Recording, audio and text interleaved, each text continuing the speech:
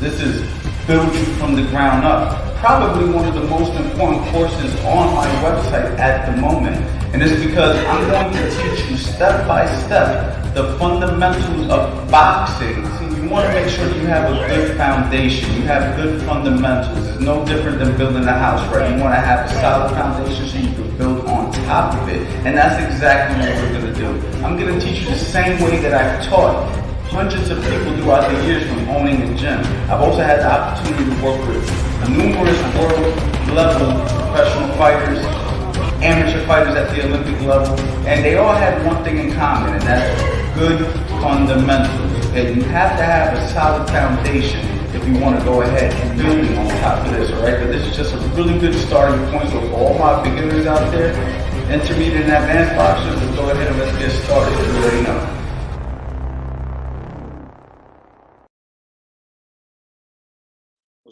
What's going on, guys?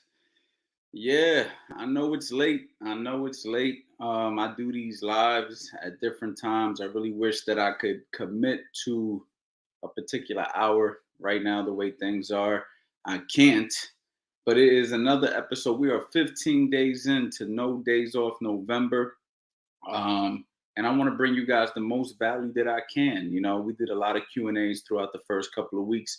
And now I want to start locking in and talking about specific things. Yesterday, Fast Eddie Chambers and we were on the live for 2 hours, man, and it was a super, super dope conversation. If you guys missed that conversation, it's literally it's two, because I did another one right after due to a situation that we had. But it was basically how to train without a trainer, right? That's the title of it. It was super dope. Me and Eddie went back and forth and just talked about so many different topics. We did a little bit of Q&A at the end, and it was super, super dope. I also did something really crazy yesterday, which was start my Black Friday sale, which is a 90% sale, 90% off. It's really unheard of. I don't know anybody who's ever done a 90% sale, you know what I mean? But if you go to the website, coachanthonyboxing.com, you guys can go ahead and get 90% off the Master Boxing Bundle. Use discount code Black Friday Steal 90% off the Master Boxing Bundle. It's really the biggest sale that I've ever done. And right now is a great opportunity if you've never grabbed any of my courses to get them all at one time.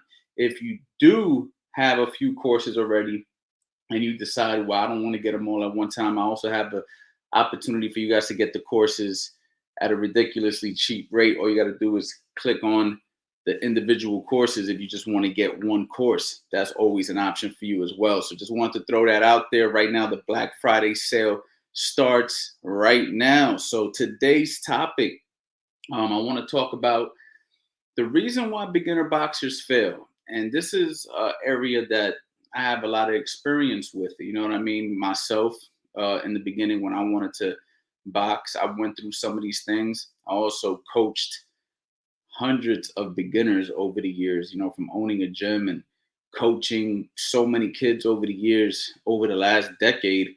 I've seen them come and I've seen them go. I've seen them come and I've seen them go. And this doesn't just go for beginners. This can even go for some more of the more advanced guys. But I really want to tackle the beginners because, you know, it's crazy to me. Sometimes I feel like the beginners, they just have the wrong ideology. They got the wrong idea of what boxing is. And this is where a lot of them go wrong. So my goal is to really help you guys maybe understand why, you know, maybe you've had some issues in the past and hopefully get you back on track, hopefully help you and save you before you make some of these mistakes. Maybe all of these points don't apply to you. Maybe only one of them applies to you, maybe two or three. Every point that I'm going to touch on right now isn't necessarily everybody's problem. Some people might say, I don't got an issue with that. Or another guy might say, but I have an issue with that. You know what I mean? So I'm just going to touch on the things that I've seen over the years, and really try to dive into those things with you guys right now. So let's go ahead and let's get started. Let's not waste nobody's time. You know what I mean? And one of the main things, one of the first things that I noticed that beginners have issues with is they want to do too much too soon. So a beginner boxer, I've had many boxers come to me over the years, and they just want to do so many different things. They want to learn the shoulder roll. They want to learn, you know, how to, throw a lot of punches. They want to learn all these different combinations. They want to learn how to cut angles. They want to learn, just counter punching, and they just want to do too much too soon, not understanding that you have to go through the steps. You have to go through the basics, right? You got to learn the stance. You got to learn, your basic punches, your proper form and technique. Then you go ahead and you start to, work the line, things that we talk about and build you from the ground up 1.0. Then you go ahead and you learn some basic head movement, basic defensive techniques, just simple stuff, things that really seems simple, but you're going to use for the rest of your boxing journey, whether you fight or you don't, right? If I throw a jab, real simple, bang, all right, just a simple jab, bang, I'm going to be using a jab for the rest of my boxing journey. Same thing with a cross, same thing with a hook, same thing with an uppercut, right? Block a jab, block a cross, block a hook. You know what I'm saying? So the basic stuff that you learn in the beginning, you're going to be using forever. So it's like, the fact that people want to run ahead and move forward and do stuff too fast is like you're doing too much too soon.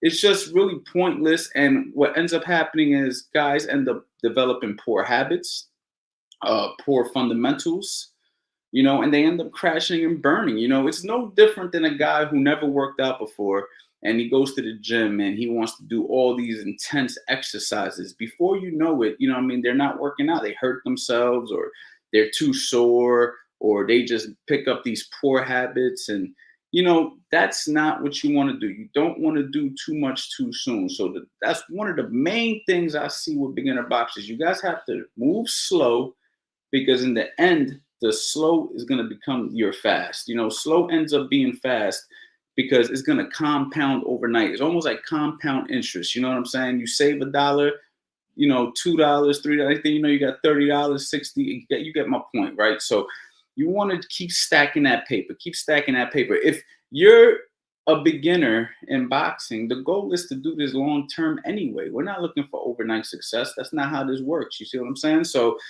that's the first thing I noticed. They want to do too much too soon. Okay. Secondly, expectations too high. All right. Expecting yourself to do things that you might have seen some professional fighters do on television, expecting to fight extremely soon, expecting to be good at things that are giving you trouble. You may go into boxing thinking, man, I'm going to be nice. And then come to find out, it's a lot more difficult than you thought, a lot more difficult to defend punches than you thought. You're getting hit a lot more than you thought. The techniques that you were taught are not working at first, because you don't have the timing and the form and the skills and the reflexes and all those things that come with experience. So your expectations are so high that when things don't go your way, you kind of crumble. And that's one of the worst things you could do, is to have super high expectations, because when you don't reach those expectations, you end up getting really disappointed when you don't reach them. So a much better way to do this is, simply just have short-term goals. There's nothing wrong with saying, when you first start, I want to have a professional boxing match. You know what I mean? That's cool. That's a great long-term goal. But first, let's learn the jab. First, let's learn the cross. First, let's learn the hook. First, let's learn the uppercut. You see what I'm trying to say? Then let's go ahead and learn how to do drills. Then let's go ahead and have our first sparring match. Then let's continue to spar. Then eventually let's have an amateur fight. See, these short-term goals is how you get to that professional goal. But coming in saying, yeah, man, I want to be a world champion. I can't tell you how many times I heard that. And as soon as a kid says that, and I see him most of the time, I already know it's going to be a bad situation in the long term, because your expectations are way too high. I've met guys 25, 26 years old and tell me, Yeah, man, I want to fight for a world title and be a champion in the next 2 years. I'm like, dude, you're 25, you're 26 already, you have no experience. What makes you think that you're just gonna walk into this game, in your mid 20s and become a world champion in 2 years? You see what I'm saying? Like when you got guys who've been doing this since they was 8 and they're 24, 25, and they still haven't gotten a world title shot. You got to put in work. Now, don't get me wrong. There's guys who were 26 years old, start like Bernard Hopkins became world champion, but you got to put in work. And you got to be willing to do this till you're 35. I mean, Bernard fought till he was 50. You see what I'm saying? So you can't just come in and expect all these high expectations. You have to be, I hate to be like the Debbie Downer, but you have to be somewhat realistic with your goals. You see what I'm saying? And don't get me wrong. I'm not here to say nothing's impossible because anything's possible. I could never tell you in a million years that you can't do something. If I tell you you can't do something, I'm lying to you.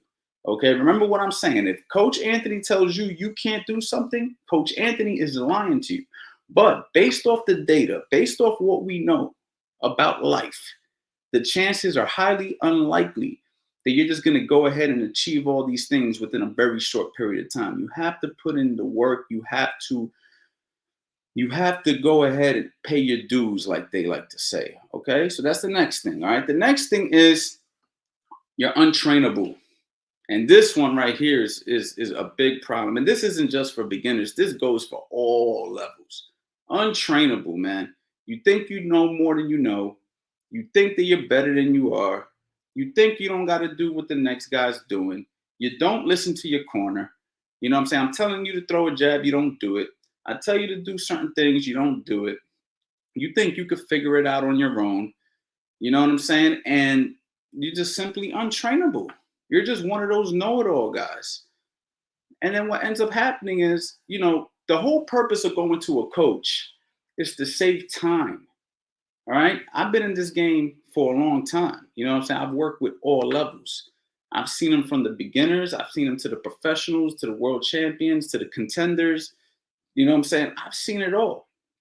And over the years, I've learned a lot of things that can help progress a guy a whole lot faster than somebody who's trying to figure it out on their own. So you come to me, and then when I try to give you some jewels, some game to try to help progress you, you don't listen. That's called untrainable. That's very, very self-destructive if you want to be a boxer. So this is not just for beginners. This is for all levels. You have to be a student. It almost has to be to the point where I say jump, you say how high. You see what I'm saying? Because it's like you came to me so I can teach you. Listen, let me guide you. Let me train you. Let me help you. Let me show you the ropes. You know what I'm saying? Let me show you what I know, what I've learned through my own mistakes. You know what I'm saying? A lot of coaches never accomplished what they could have accomplished. So not only do I know from my successes what works, I know from my failures what doesn't work. You see what I'm saying? I wanted to be a professional boxer at one time. I wanted to be a world champion at one time. And guess what? It didn't happen. I still found my way in a world championship situation, though. I still found myself in the world-class boxing contender situation. Why? Because I never gave up. It just didn't happen in the form of a fighter. It happened in the form of a coach, right? But with that being said, I know why I didn't become a fighter. I know why, or a professional fighter, I should say. I know why I didn't succeed. You see what I'm saying? And it had nothing to do with courage. It had nothing to do with, being tough or athleticism and none of that stuff. It had to do with certain mistakes that I made. My philosophies was wrong. You see what I'm saying? And it leads to the next thing. Another reason why a lot of guys don't make it, which I've had this issue before, and it's overthinking. You're overthinking your training, right? You think you got to do a world championship training regimen to get ready for a 3-round amateur fight. You're preparing for a world championship 12-round fight, and you're freaking, you're amateur fighting 3-minute rounds. See what I'm saying? You're overthinking your training. You're overthinking the decisions that you need to make in the ring, right? So now you don't know if you should throw a jab. You don't know if you're throwing it the right way. You don't know if this is the defensive technique that you need to be doing. You don't know if so now you're hesitating, you're freezing up. You don't know. You're overthinking. Boxing's a rhythm. You gotta let things flow. You gotta let things be. You see what I'm saying? You gotta just kind of like Bruce Lee said, you gotta be like water. You see what I'm saying? You have to really learn the fundamentals, listen to your coach, and just apply. Just apply. Overthinking gives everybody problems in every area of our lives. Literally, somebody may overthink when it comes to school. Some person may overthink when it comes to business. Some person may overthink when it comes to content creation. Somebody may overthink when it comes to boxing. The problem why is a big issue with boxing is because you're getting punched in the face. Now, if you're not boxing to compete, it's still a problem because you're slowing down your progression. You're not getting to where you want to go because you're stalling yourself. I got a couple of members in my Coach Anthony 2.0 program. Okay. And if you guys go ahead and grab the Master Boxing Bundle at 90% off, you're going to get a free call with me. All right. Just like this privately to see if I can help you further. Okay. And in my 2.0 program, all right, I had literally, this is not even a lie. I had to send the same message out to 5 different people within the last 2 weeks. And it's amazing. I'm like, wow, this is such a common thing. It's one of the reasons that I put this on the list. Hey, coach, I'm running into a stall. I'm having an issue here. And I had to tell them, like, they were really frustrated and stressed about the situation. And I had to say, listen, you're ruining what this is supposed to be. This is supposed to be a journey, and this is supposed to be for enjoyment. So when you signed up to Coach Anthony 2.0 and you spent money for me to guide you and help you, it wasn't for you to get stressed. It wasn't for you to be disappointed in yourself. It was for you to enjoy the process and learn. Okay. And that also is because the expectations are too high, right? They want to do too much too soon. And now they're overthinking. You see how it was a snowball effect, right? We can't do this because what ends up happening is you ruin the process. We don't want to ruin this process. We want to make this as enjoyable as possible. They talk about this when it comes to nutrition. They say, what's the best diet? Should I do keto? Should I count macros? Should I be a vegan? And you know what the answer is? The one you could stick to, the one that's sustainable for you. If I do something that's unsustainable and I can't do it for the long term, then it's not going to work. You see what I'm saying? So you don't want to overthink, guys. It's one of the hardest things that's going to really get in your way, especially as a boxer at all levels. This isn't just for beginners. This is all levels. Next thing, they don't want to do the boring work, right? Everybody wants pad work. Everybody wants to spar. Nobody wants to do the boring work. Nobody wants to drill. Nobody wants to throw the jab over and over till it feels like their shoulder's going to fall out of place. Nobody wants to do the conditioning part. Nobody wants to focus on where they're not good at. Everybody wants to do what they're good at. Everybody wants to look like Floyd Mayweather on the mitts. Everybody wants to look like Mike Tyson on the heavy bag. Everybody wants these things, but they don't want to earn these things. The boring work, ladies and gentlemen, the boring work, that's what you have to focus on. You need to drill. You need to drill. You need to focus. You need to be willing to sacrifice. You need to be willing to hit the heavy bag. You need to be willing to shadow box. I literally have a course, how to shadow box. Shadow boxing is one of the best things you could do. If you're one of these guys that don't have a coach, don't have a heavy bag, live in the middle of America, and you don't know what to do and you want to get better at boxing, shadow box, shadow box, shadow box, shadow box in front of a mirror, shadow box in the ring, shadow box outside. You don't need any equipment. You know how many people don't want to shadow box? And when they do shadow box, this is what I see. You know what I'm saying? When they're hitting the heavy bag, they're trying to mimic Floyd Mayweather. Do you really think Floyd Mayweather won? Let me not say won. Do you really think Floyd Mayweather became arguably the best boxer of our time? Okay, or ever in history? hitting the bag like this, hitting the mitts like this? Do you really think that? Like, let's use some logical sense. Or do you think that some of that stuff was for the cameras? Or do you think after he earned all his stripes, he was able to modify his training because he already paid his dues? You see what I'm saying? We can't copy a guys once they got to the top. We got to see what they did to get to the top. You see what I'm saying? Guys want to do what Coach Anthony's doing now. I want a YouTube channel. I want to do this. I want to do that. You know, I've been doing this since 2000 and basically 2012. We're in 2022. You know what I'm saying? And actually, I started boxing in like 1998. See what I'm saying? So we're talking about years. You see what I'm saying? Guys want to do what guys who already got to a certain level but didn't put in the time, didn't put in the work. You see what I'm saying? So we have to remember that we got to do the boring work, okay? Next, they get the advice from the wrong people, okay? You don't know where to begin, so you go down YouTube. Me and Eddie was talking about this yesterday. You run into a guy who's teaching boxing. You think he knows what he's doing because you don't know what you're looking at. You get the advice, you learn everything. Turns out to be very poor mechanics, very poor fundamentals, very poor. And now you think you're doing it right. And it turns out, damn, I got to redo it. You know, one of the worst things you could do is learn everything wrong and then have to redo it. It's twice the work.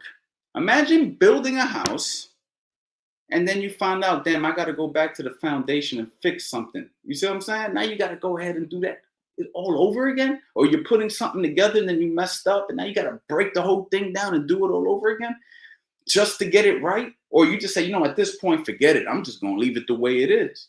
Well, now it's flawed. So getting advice from the wrong people, this is a big one that hurts a lot of beginners. And unfortunately, the only answer to that is to do your research on who you're learning from. You know what I'm saying? And that's the hard part. You know what I mean? And I get that. I went through it. I went through many trainers before I found one that really taught me the game the right way. I'm like, damn, if I would have met you, I might have really I might have really accomplished some of my goals, but I found you too late in my journey. You see what I'm saying? But he ended up being a fantastic teacher, which allowed me to become a much better educated boxing person that allows me to teach now. So I learned how to teach. You see what I'm saying? But unfortunately, it didn't help me in my boxing journey. I found it too late. But for those of you guys who are starting out, if you get advice from the wrong people, it could really hurt you.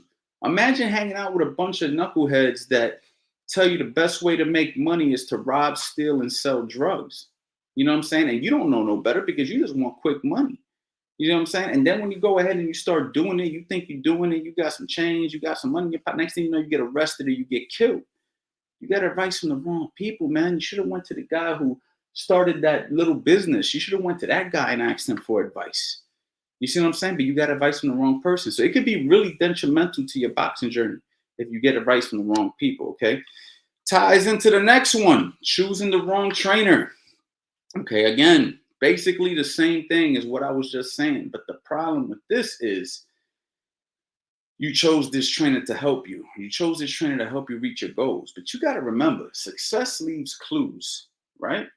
So how do you know you got the right trainer, right? That's the question. How do I know I got the right trainer? You got to really pay attention to the little things, right? And don't let the big names fool you that he's trained in the past, even though that's sometimes a good thing to see. But don't let that fool you. You have to see how he treats you individually. Okay? Think about it like this.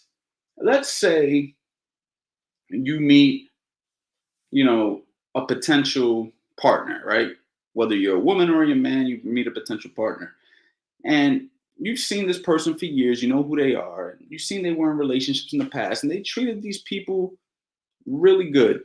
And you were like, you know what, he would be a good or she would be a good partner. And then when you got with that person, for some reason, that person didn't treat you the same way they treated the other person. It really doesn't matter what they did in the past if what they're doing with you isn't what you feel should be done, right? So sometimes you need to just pay attention. Like, is this trainer paying attention to me? Is this trainer putting in the effort with me? Is this trainer giving me the right information? Not every trainer is for every fighter. You got to remember that. Not every trainer is for every. Well, didn't we just see Ryan Garcia go to the trainer of the year a couple years ago, Eddie Reynoso, and next thing you know, he was bashing him on the internet, saying that this guy was a horrible trainer. Meanwhile, not too long ago, everybody was calling him trainer of the year. Hold up, I thought Eddie Reynoso was trainer of the year. Now you're saying he sucks. I don't know what to believe. I don't know Eddie Reynoso personally. I know that he's trained Canelo, but how much did he really train Canelo? I don't know. There were some other people involved, and not only that, it wasn't good for Ryan. Eddie Reynoso might be a fantastic Hall of Fame trainer. You know what I'm saying? But it didn't work for Ryan. So you need to pay attention to how that person works with you individually. Not everybody's for everybody. You got to remember that. You see what I'm saying? So you have to pay attention to the little things. You got to see what they're doing. Sometimes you got to take a look at their resume. Sometimes you got to take a look at how they treat others. You know what I'm saying? Maybe this trainer is great for you. You know what I'm saying? But he's testing you out to see if you're great for him or her, right? Like, you have to remember, there's fighters who want me to coach them all the time. I turn them down. And why do I turn them down? They're not right for me. They don't suit my system. They don't suit my personality. The old time trainers would say, we got to see if we could mesh. If we mesh, we'll go. I remember I used to go to trainers all the time. Hey, man, will you work with me? It's like, well, it depends, man. I'll see if we mesh. So they would watch me shadow box. They hold the mitts for me, some of them. They watch me spar. They tell me to come back the next day and the next day. And depending on that, then they would say, all right, I'll work with you. But it was after a few obstacles for proving that we can work together. Maybe after a few of those sessions, I don't want to work with them. So you got to make sure that you choose the right trainer. Once you choose the right trainer for you, the next issue is not trusting your trainer. I wrote not trusting their trainer there, but not trusting your trainer. Trainer says, hey, man, throw a jab. You don't throw it. Hey, man, I want you to step in with the 1-2. You don't do it. Hey, man, go to the body. You hesitate. Now you get caught. I'm getting caught when you tell me to go to the body. You hesitated.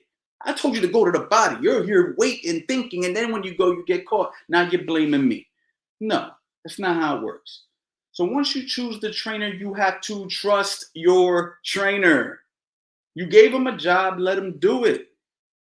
You see what I'm saying? Don't be the guy that doesn't trust their trainer. You feel me? You have to trust your trainer. This is very, very important, guys. And this is an issue that I see over and over again, even at the professional level. You see what I'm saying? So this is something you guys got to do. Guys, I need you guys to please like, so we can help push this up. If this is bringing you value right now, if you guys feel like I'm helping you right now, just hit the like button, man. That's all I ask. Hit the like button, man. And let's move on. So now you found the trainer that you like. Now you're not trusting your trainer, but maybe you do trust your trainer. Maybe you do. Maybe you're like, yeah, coach, I trust you. I trust you so much, coach. But now you rely too much on your trainer. So now when your trainer's not around, you don't want to hit the heavy bag. Your trainer's not holding pads for you. You don't want to train. Your trainer's not there. He went out of town with Raymond Ford, and you're stuck back at home because you're not on this trip with us. You don't want to go to the gym because you're relying too much on your trainer. You want your trainer to hold your hand now. Now you're just becoming a big baby. You know, if you sign up to the 2.0 program, right? Let's say you sign up to the Coach Anthony 2.0 program, which I highly suggest for people. If you guys go to the website, coachanthonybox.com, 90% off. Big opportunity for you guys to work with me, okay? I'm not saying you're going to be part of the 2.0, but a big opportunity because we'll get on a phone call. I'll talk to you, see if we can go ahead and move forward, all right? But let's say you sign up to it, right? And I give you a list of things to do. But if I'm not watching you do it, I give people homework. I say, listen, guys, I want you to post videos. This is so I'll give you a quick rundown of how I do 2.0. It's to go to this point. There's a reason for this, guys, so please listen. You pull up to me conversation. Hey, Coach Ant, this is the okay. How long you been boxing? We go through a series of questions. Then, I give you the price, and you're like, I'm in. All right, bet. You're in. This is what I need from you.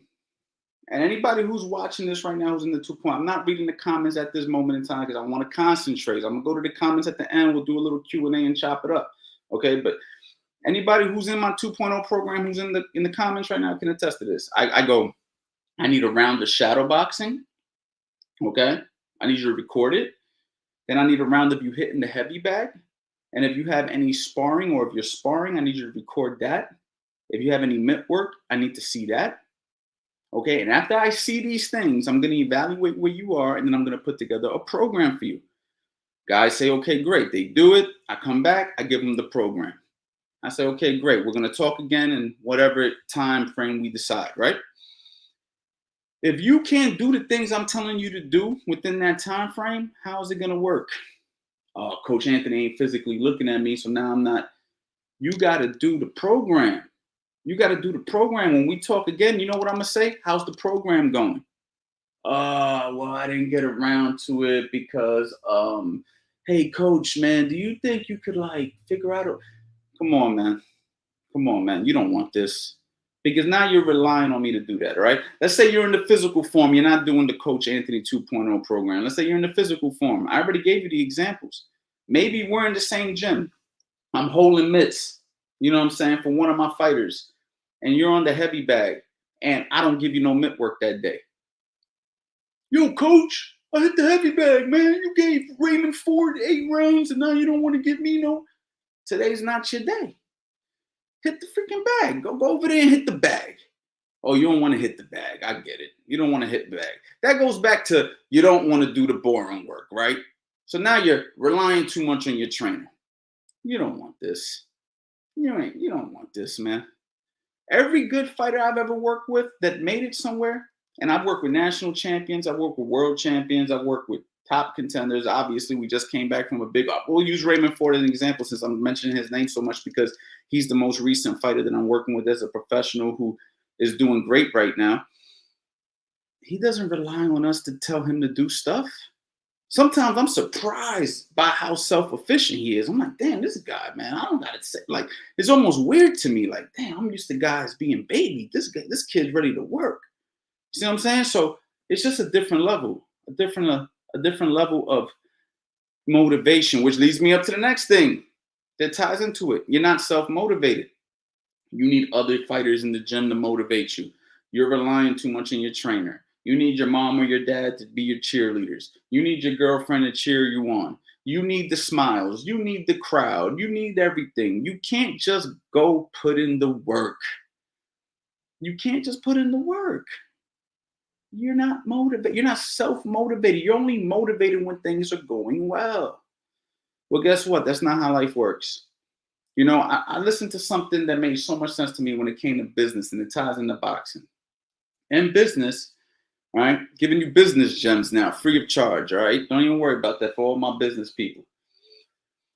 In business, you want to be a thermostat, not a thermometer, okay? Because a thermometer changes as the weather changes.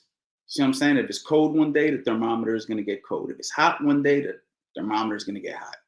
But a thermostat, you set the temperature and it's the same. See what I'm saying? So that means when good things are going in your life, doesn't change. The routine doesn't change. We show up. When things are going great, we don't let that shit get to our head. We stick on course. Okay? That's how you have to be when you're a boxer. Because guess what? Things aren't always going to be good. I know fighters who fought with the flu. I know fighters who fought with injuries. One of my best friends, Fast Eddie Chambers, fought with a torn bicep against Thomas Adamak. Got robbed, by the way, in a fight that he clearly won. Look it up on YouTube. Okay? Thermostat. Okay? You got to stay in the game. How do you stay in the game like that? You got to be self-motivated. You can't let the outside determine. You can't let the outside determine how you're going to perform. You got to set the bar. You got to say, this is what I'm doing this for. That's why the best fighters in the world, they're like, man, listen, I'm doing this for my family. I'm doing this for God. I'm doing this for my wife. I'm doing this for, you know what I'm saying? Whatever it is, I'm doing this for me. I put in years, man. Ain't nobody taking this from me. And that's how you have to be when you're a fighter, okay? Or in anything. This isn't just boxing. Remember this. I've said this throughout No Days Off November, and it's something that I want to keep kicking to you guys, all right? If the only lesson you learn in boxing is how to fight, you missed the lesson, okay? My old slogan for my gym was, you don't need to be a fighter to train like one.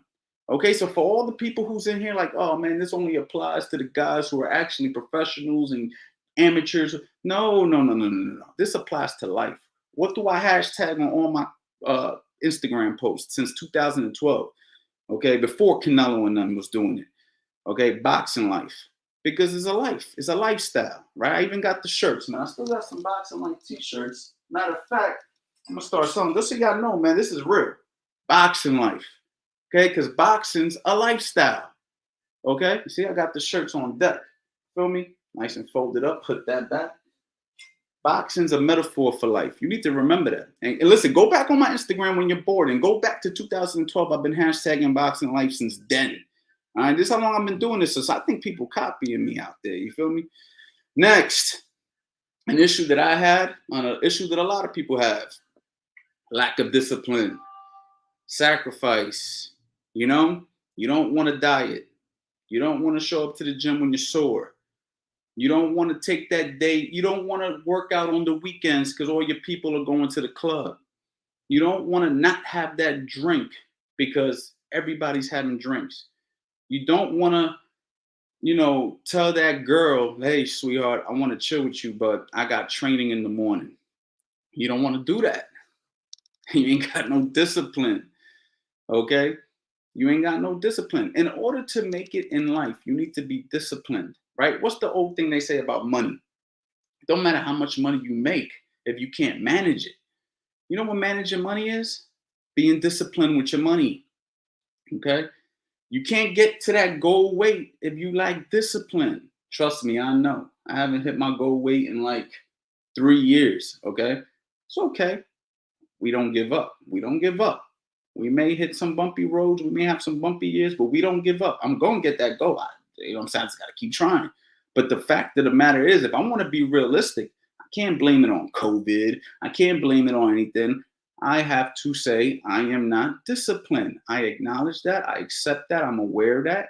It's got to keep working at it till it goes my way. God willing, you know what I'm saying? I get a chance to see the fruits of my labor.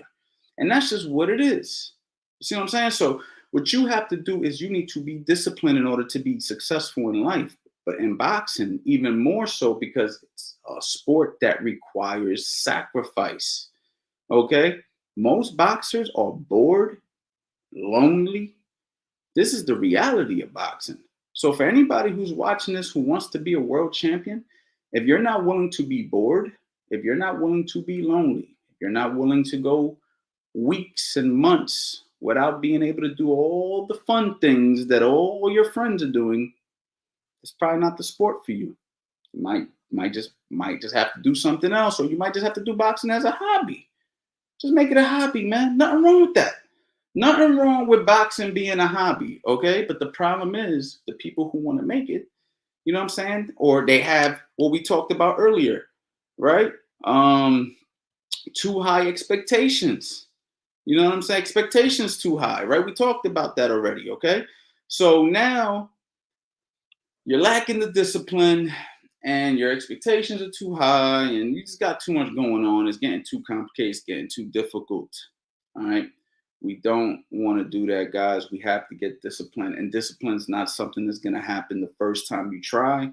It might not happen the first 100 times you try. It's very similar to a person who knocks on 100 doors before they make that first sale. The salesman who says, man, it wasn't until I knocked on that 101 door, that 999th door, till I made that sale I was looking to make.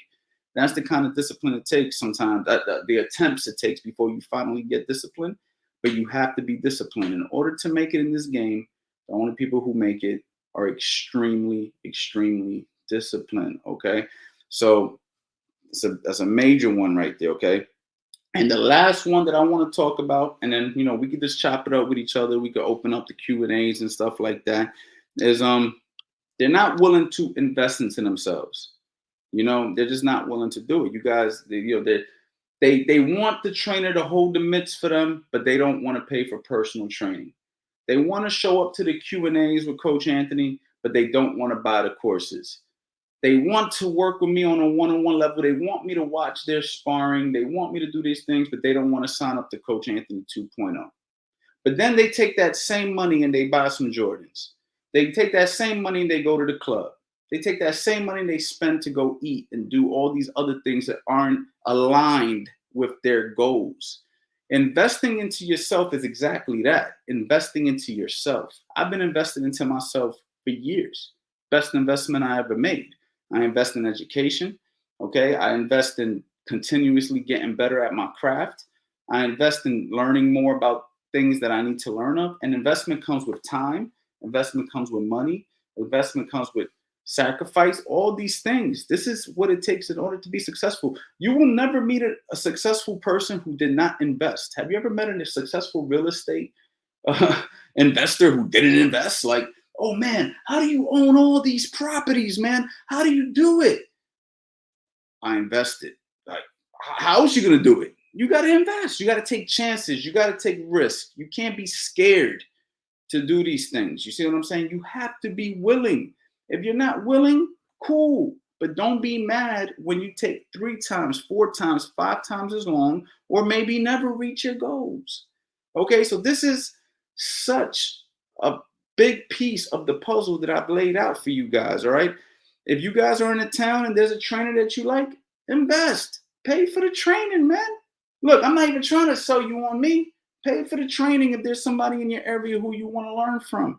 Okay, if you guys want to learn from me, hey man, I got a 90% off sale. What else do I have to do to get you to buy?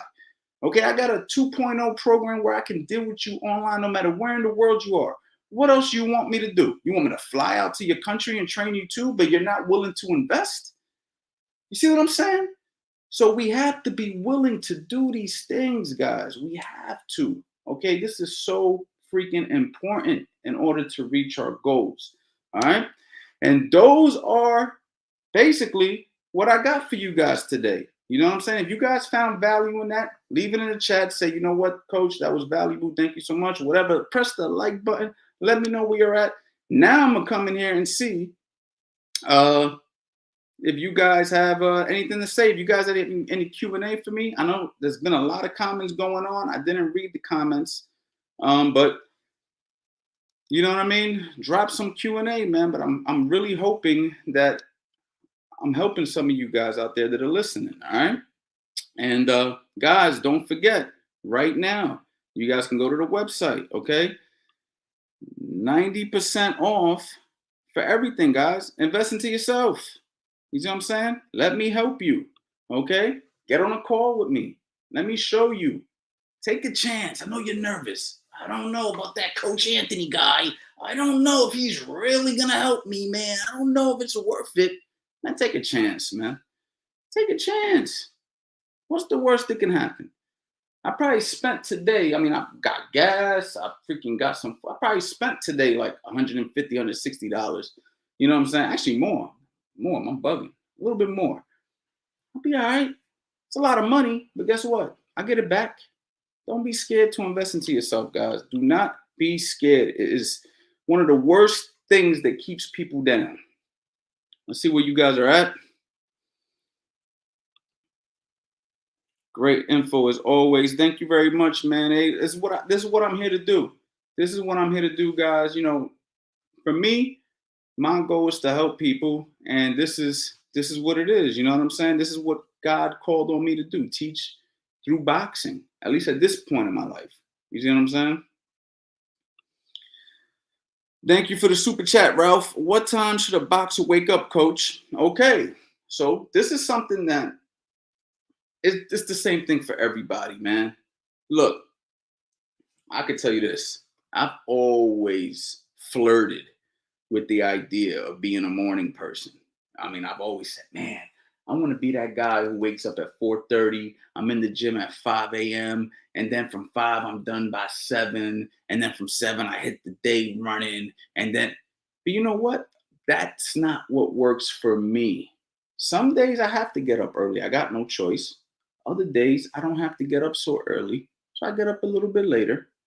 The thing is, as long as the to-do list gets done, as long as the to-do list gets done. Listen, let's talk about some rappers. Rappers, they're doing shows at 3, 4, 5 in the morning. You see what I'm saying? They're getting paid to go to clubs. You got security guards working overnight. They're not they're not morning people, and they're making a living for themselves, right? So if they woke up at 5 in the morning, it might not work for them. So the answer to your question, Ralph, is whatever works for you. As long as you can get to that, as long as you can get to that boxing gym, as long as you can get your road working, as long as you can fit in your nutrition, whatever time works for you, that's when you get up. Example, Raymond Ford does not wake up early.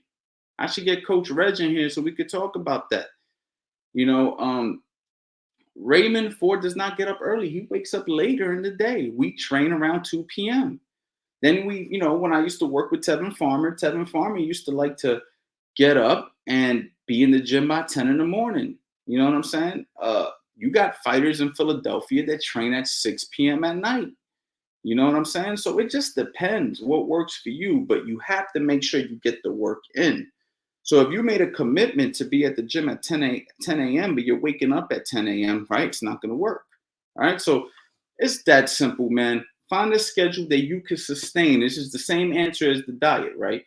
What can I stick to? What works for me? What time is the gym open? What time is my trainer available? What time can I get the work in? All right. I hope that helps, Ralph.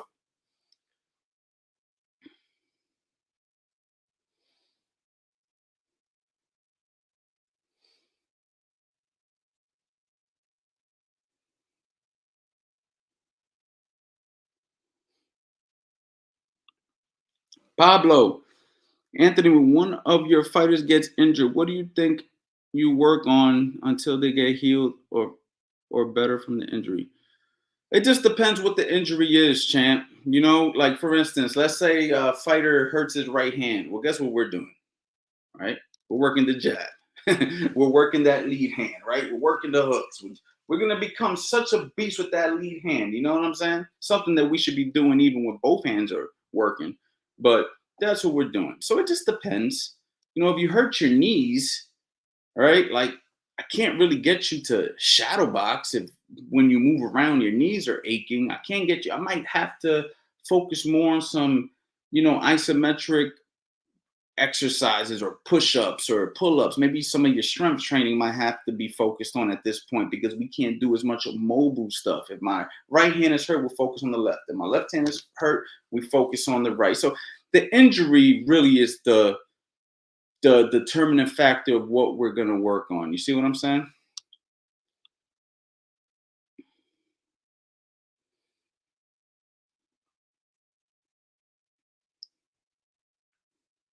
I'm here to answer your questions, guys. I'm in a good mood. I'm chilling. Guys, don't forget, man, 90% off everything on the website. Black Friday starts now. Black Friday starts now. If you guys want to support, now's the time. You can also get individual courses. You don't have to get the Master Boxing Bundle. All you got to do is scroll down. You'll see the button. Click that. Just grab one, man. If you guys want to support what I'm doing, that's how I ask you guys to support. Shri popped in here as I'm at work, but this live has been a really good, coach. Thank you so much, Shri. Shri is one of my champs in the 2.0 program, and we are going to be talking this week, Shri. I'm super excited. I'm super proud of you. You're definitely getting somewhere extremely quick. And it'd be dope to actually have you on here one day. Maybe we could talk about that. So you could talk about your 2.0 experience with me if you're open to that. We'll talk about that privately, of course. But big shout out to Shri. Big shout out to Shri.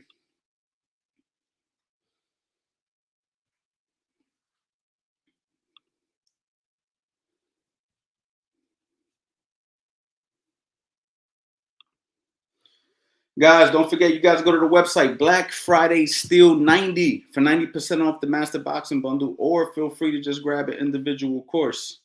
Just feel free to grab an individual course, man. The goal is to help as many people as I can through the sport of boxing. And that's why I started this. You know what I'm saying? I've seen it. Listen, I've seen it at all levels. I've seen it in person. I've seen it online. There's just a space for quality teachers to step in right now and save boxing. You know what I'm saying? And I feel like I'm one of the people that was called on to do this. So if you're serious about learning boxing, if you're serious about improving, if you're a no excuse type of a person, Definitely. Now is the time to go ahead and invest into yourself. Grab one of my courses, get a call with me, see if I can take you to another level. Maybe you move into the Coach Anthony 2.0 program, which has limited slots. I'm only one person. Okay. I'm doing different things. I can't just work with hundreds and hundreds of people. You also get enrollment to a Facebook group, a private community where that's where I monitor your training. You get access to a private messenger where I will be talking to you privately and helping you custom plans. Just a lot going on. You know what I mean? If you move into the 2.0 program, super, super dope program. And everybody who's in it right now is doing extremely well. Or if you just like the courses and you just want to watch them on your time, maybe you're a coach and you're looking to improve your coaching and you just want to hear a different perspective. You know what I mean? Listen, it's all good. You know what I mean? What do you think about powerlifting for heavy hitters? I don't know about powerlifting, but there is different forms of strength training for boxers. You know, a lot of people from back in the day would say things like, it's high repetition when you're boxing, but then, you got people who say actually that's poor. You should actually be lifting 2 to 3 reps explosively to try to build your power because you're already doing a lot of repetitions when you're punching and stuff like that. So you know, this is an area where an educated strength and conditioning coach can really answer your question. And you're going to get different answers from different strength and conditioning coaches, the same way you're going to get different answers from different boxing coaches on certain specific things, right? Like there's some coaches out there who might not agree with everything that I teach and my philosophy. I don't know who, you know what I'm saying? I don't know why, you know what I mean? I don't know why you would disagree with me. I mean, I feel like I'm teaching the real stuff, but whatever.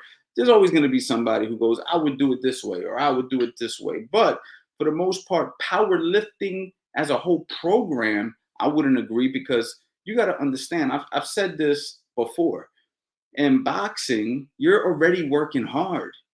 You see what I'm saying? This is the only thing that I have to say about people who look elsewhere. Okay.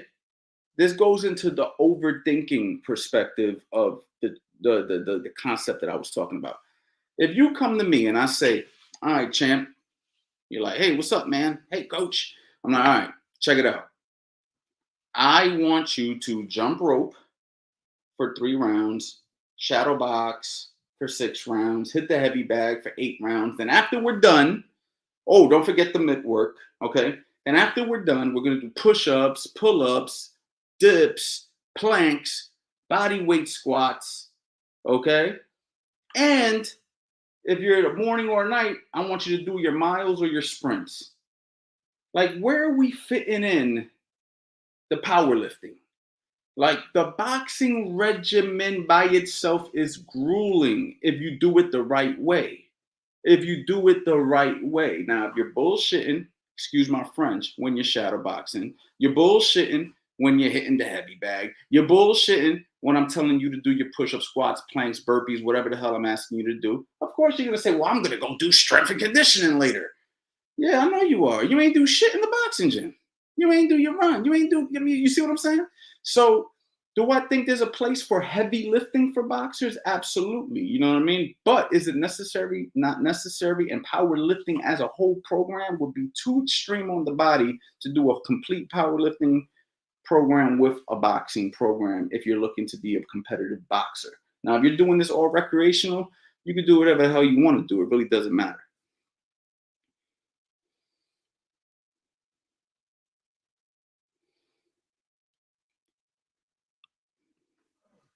Coach Anthony, are your courses DVDs or do you sell links to the course? I'm thinking about getting a few. Also, what do you think about long distance running for boxers or do you think sprints are best?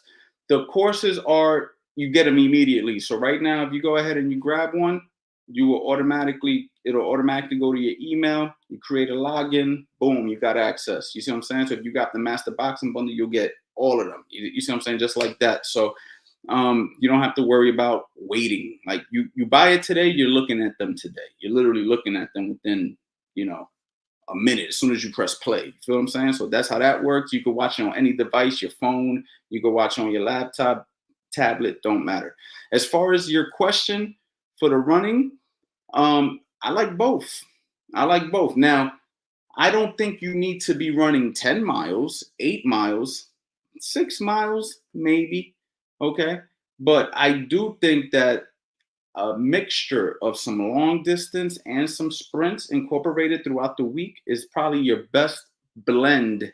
Okay. And when I say long distance, I just mean a few miles, 3, 4 miles max for me. You know what I mean? So you want to do 6 one day just to push it because you like the run, that's fine. You see what I'm saying? But we're not getting prepared for a marathon. All right. Running is just a supplement. Okay. It's not the main training. The main training is the boxing. The running and the sprinting and all these things that we do outside of the boxing regimen are just supplementational. Is that a word? Supplementational? It's just a supplement to help increase the overall fitness level for your boxing. Okay. But the truth is, a little bit of everything works. A little bit of everything works. You know what I mean? Calisthenics, a little bit of weights, boxing, sparring, if designed properly. If designed properly. Have you ever seen somebody who's just super ripped up, muscle, look like they lift weights, and then when you talk to them, you're like, yo, man, like, what's your weight training regimen? And they're like, I don't.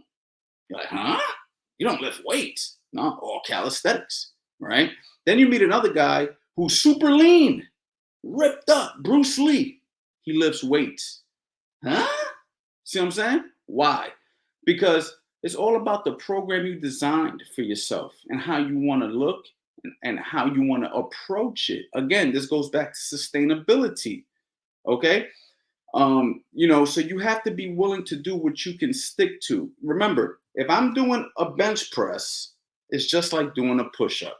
If I'm doing a lat pull down, right, it's just like doing pull-ups, but it all depends on how much weight I'm using and stuff like that. But they're the same muscle movements, right? I'm working the pecs when I'm doing something for my chest. I'm working my lats when I'm doing something for my back.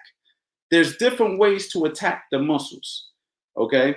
So some people may do it through the form of calisthenics and others may do it through weights. And then the same thing goes with the running and the conditioning. You got people who don't run. Eddie Chambers will tell you he hated running. A lot of people, they'll do circuits. Some people will choose swimming.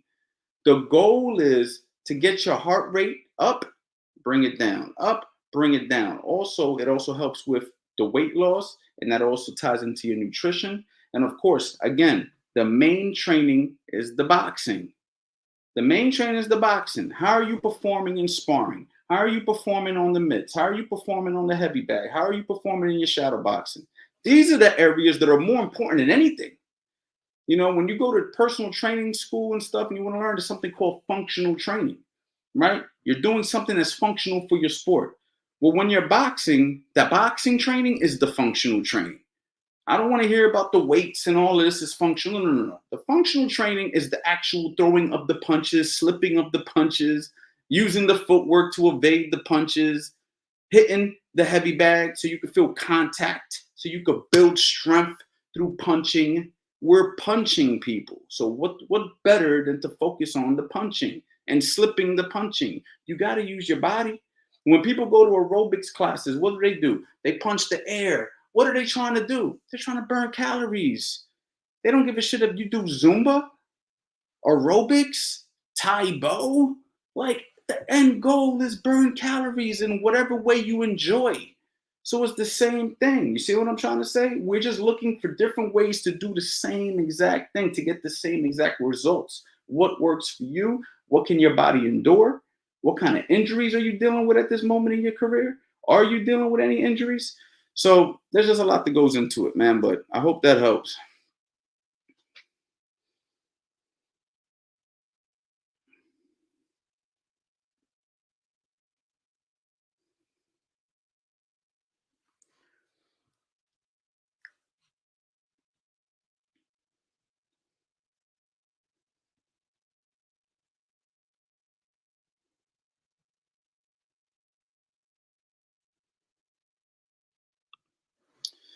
How do you shake the nervousness before match?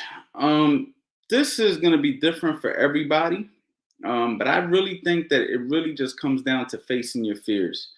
You know, the fear of fighting is no different than the fear of, well, there's a difference, right? Because you're getting punched in the face. But the fear of fighting is no different than some people have this fear of public speaking. Some people have fear of dancing in public or dancing in general. Some people have fears that we can't understand.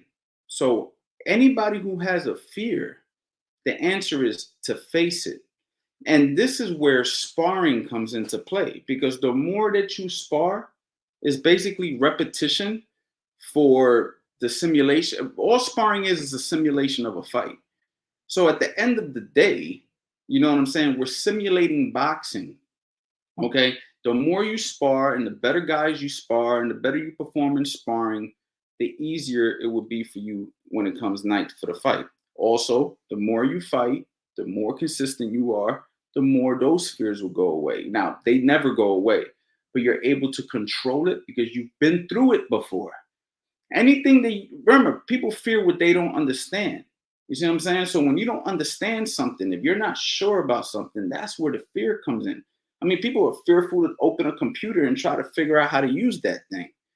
You know what I mean? It might not be the same fear that you're dealing with a person wants to punch you, but it's still a fear. Like, oh man, I don't know how to do that. You know what I'm saying? Imagine if a bunch of people were watching you and you didn't know how to work a computer and everybody's just looking at you like, yeah, man, start that computer up, man. Let me see you start. You're like, oh, man, why y'all looking at me, right? I don't know what I'm doing. You're going to feel dumb as hell. So it's the same thing with boxing. It's just that you're dealing with punches. So of course it's gonna feel like it's worse than other stuff. But I know boxers that are extremely confident and they're not nervous about that type of stuff. Why? Because they understand boxing, and those same people that aren't scared to get punched in the face are scared to do other stuff. And you're like, dude, you get punched in the face and you're scared of that? You know what I'm saying? Like, what the hell? You know what I'm saying? So it's just about experience and learning and doing this day in and day out. And eventually you learn to tame your fear.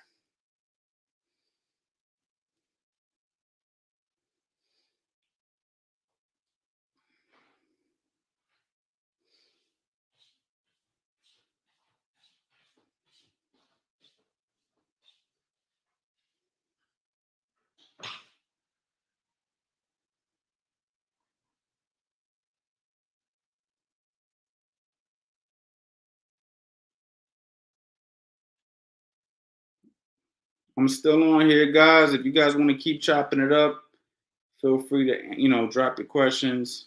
I'll be more than happy to answer. And don't forget, guys, Black Friday, 90% off, man. Really would appreciate it if you guys took advantage of this sale because when this sale is over, I don't want the emails. Yo, man, I see you do. I don't want them. I'm giving you an opportunity now. I don't want the emails the day after Black Friday. I don't want them. I'm not replying. I'm starting this early so you guys have more than enough time to jump on this opportunity. If you're watching this late, it's all good. You know what I mean? For everybody who's here live, I appreciate you guys being here. And for the people who watch this late, that's what this is for. This is something that I just want to put out there, and hopefully as many people could watch it as possible. But if you're here live, we can interact. That's what's dope about it being live. So how do you interact with me if I'm not consistent with the same time, right? I know. Hit that bell notification so you're alerted when I go live, so you know when to pull up. You see what I'm saying? Because I'm all over the place. You know what I'm saying? I got to keep it 100. I'm not like scheduled to the point where it's like 8 p.m. every Monday, Wednesday, Thursday. You know what I'm saying? I'm no days off November. I'm here every single day. So I get here when I can get here, but I'm here. You see what I'm saying? But if you hit that bell notification, you'll be alerted. And I always make sure that I give you guys enough time before I go live. I don't just go live. But even if I did, you would get alerted.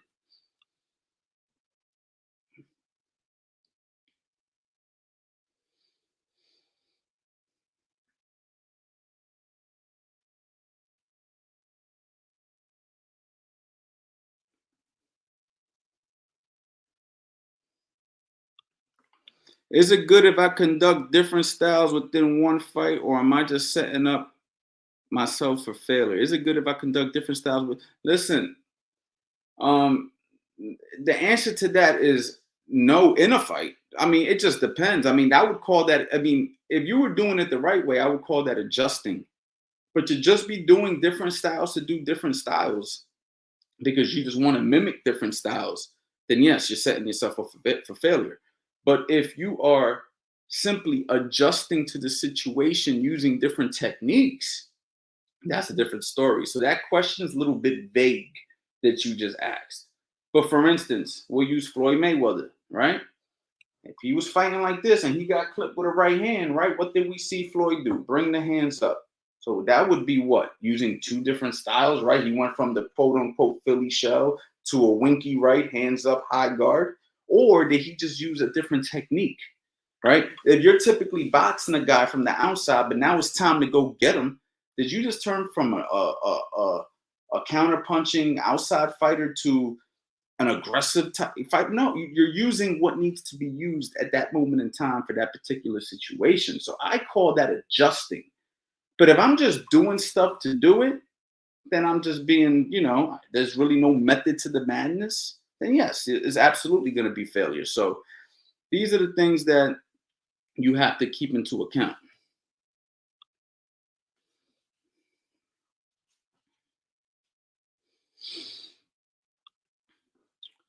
Coach, what do you look for in a person that you think would make them a good fighter? Um, I look for a few things. I look for one, are they trainable? Are they coachable? We talked about that earlier. I look for are they hard workers? Are they disciplined? You see what I'm saying? What kind of natural athleticism do they have? You know what I mean? Are they coordinated? Are they willing? Are they willing and able to exchange punches if needed and not find that out later in the journey? You know what I mean? So there's a number of things that I look for, you know what I mean? But the main thing is that they're committed. You know what I mean? They're committed. They're willing to put in the time. They're willing to put in the effort. They show up every day. You know what I'm saying? They're serious because I've taken kids that look like they would never be anything and they turn out to be decent. So it just comes out to what are they willing to do? How long are they willing to stay on course? You know what I'm saying? Are you willing to stay on course? So I'm gonna go ahead and say that. You know what I mean? So yeah, those are the things that I look for. And then of course, you start looking for certain attributes like athleticism, coordination, speed, natural tendencies. That's when I find out, I could take this guy somewhere, like really take him somewhere, as opposed to I could just help him get better. Not all of us are gonna get to the same destination in this boxing journey. You know what I'm saying?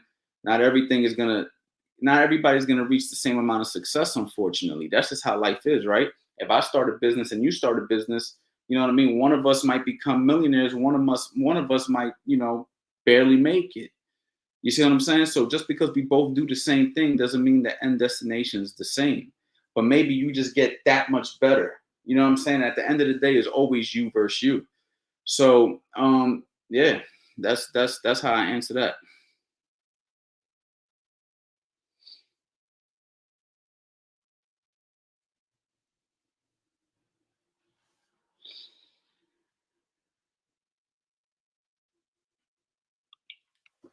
Sam, damn, glad to catch you, coach. I started watching your videos. Super accent to see your active. To see your active. I guess you're talking about this live.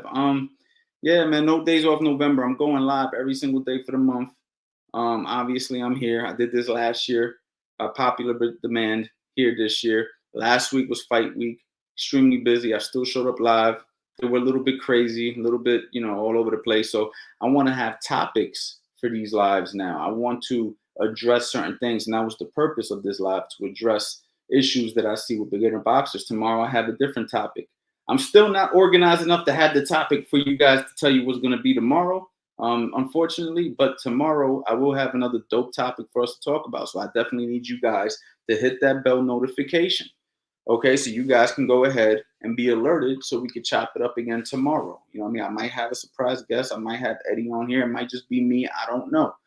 But I definitely appreciate you guys for pulling up because the goal is to help as many people as I can. You know what I mean?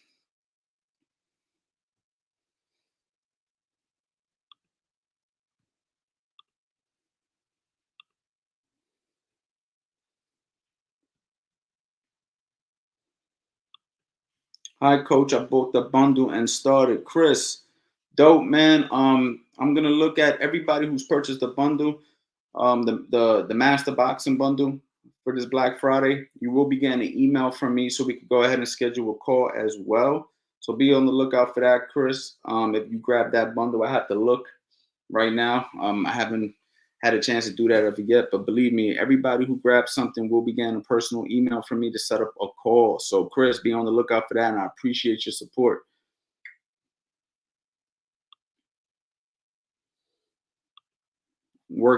Working my son on angles. Oh, okay, dope. Yeah, definitely, man. We should definitely get on a call and talk, man. I know I can help you. Hey, coach, what do you think is the best method for analyzing and studying film? That's there's really no method other than know what you're looking at. You have to know what you're looking at. So that's where boxing IQ comes in. Everybody looks at things from a different lens. What I look at and what you look at might be two different things. So the main thing is to get educated. The main thing is to learn the fundamentals and the skills of boxing to the point that when you see something, you know what you're looking at. You know what I mean? I can't tell you how many times I've had conversations with people who are not educated in boxing, and you hear the things that they're looking at and what they explain is happening, and you're like, huh? Like, that's not what's happening. So, first and foremost, you need to know what you're looking at. Once you know what you're looking at, then you can go ahead and start to study specific things that that fighter is doing and maybe bring it into your training. But it starts with the education. You see what I'm saying? So, the key is to learn the fundamentals and learn the skills of boxing. Because, for instance, we talked about this yesterday, Eddie Chambers and I. We were both of us were Felix Trinidad fans, right? For different reasons. But we were both super big Felix Trinidad fans. And when Bernard Hopkins beat him, we were both surprised. We were both like, how did this happen? Now we look at the situation 20 years later and say, how do we not see that? How did we not realize that? Why? Because we weren't looking at it from an educated eye. We were just looking at Trinidad knocking people out, expecting him to knock out Bernard, ignoring the things that we should have been paying attention to, like Bernard's extreme craftiness, skills. He was a bigger fighter, stronger fighter, taller, better boxer overall. You see what I'm saying? We didn't pay attention to those things because our eyes weren't educated at that moment. So the key is to get educated, learn the game. You know what I'm saying? And you do that through studying, you do that through your coach teaching you, you do that by investing in courses, you do that by watching YouTube videos that from people that know what the hell they're talking about. And then when you watch the fight, oh, that's what Coach Anthony was saying. Oh, I get it now. Oh, that's how you, oh, I got it. Then you come back on the live and thank me later. You see what I'm saying?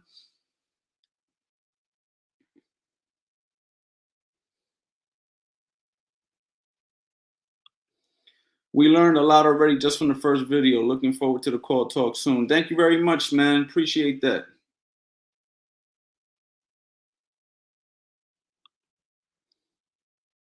Raymond Savage Ford. I know this ain't the real Raymond Savage Ford. This is the real Raymond Savage Ford. Who was the easiest fighter to work with, and who was the hardest to work with? Somebody confirm if this is the real Raymond Savage Ford, man. I don't know, man. I don't know. Um,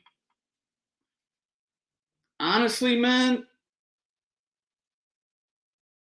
I've worked with so many fighters over the years. You know what I mean? This ties into amateur fighters, professional fighters, and stuff like that. But guys like Raymond Savage Ford, and I'm not just saying that because I work with him now, have definitely been probably the easiest guy to work with. Uh, I'll say Raymond Savage Ford is the easiest fighter I've worked with as far as picking up on things. Um, Give me one second here. As far as picking up on things, Raymond has definitely been one of the easiest people because he actually listens to me and actually trusts me. I don't know if I'm talking to Raymond. I'm gonna be calling you right after this, man. But if this ain't you, either way, it's all good. Raymond has been the easiest as far as listening to me and trusting me when I ask him to do something and actually attempting it. And that's what I look for when I work with a fighter. Does he trust me? Does he do what I ask him to do? You see what I'm saying? Difficult fighters have always been the fighters who don't listen, don't trust, you know, hesitate, and that's really the difficultness. Now, as far as personality goes and stuff like that, listen, a fighter's a fighter. Fighters aren't always the nicest people. I understand that, especially when you're cutting weight, especially when you're frustrated, and that's why fighters are fighters. So I don't really take that too personally or even pay attention to that too much. So as far as working with, when I say easy, is easy as in, do you do what I ask you to do? Do you listen to me when I ask you to do something? Do you do the training? Can I trust you when I'm not physically there? And so far, Raymond Ford has been probably the easiest in that department.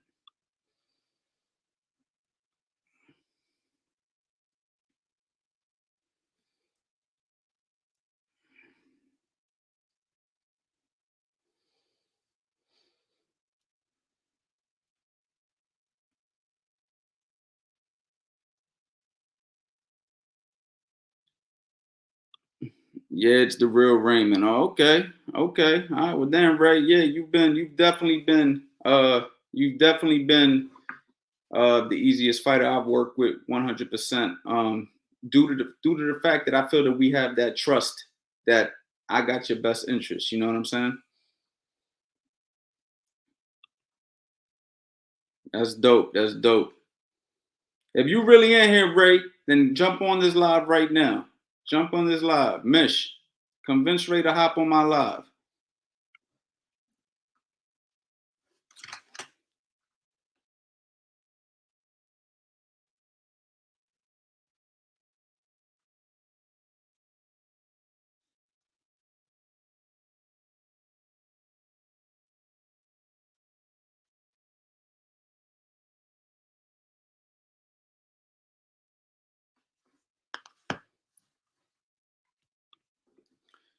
Just idea. You think Southpaw works better for fighters and their sciatica?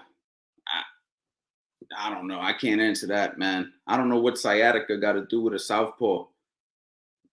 I don't know what sciatica got to do with a Southpaw, man. Honestly, like if you got sciatica, you know what I'm saying. I don't know what a lefty or a righty or a Southpaw,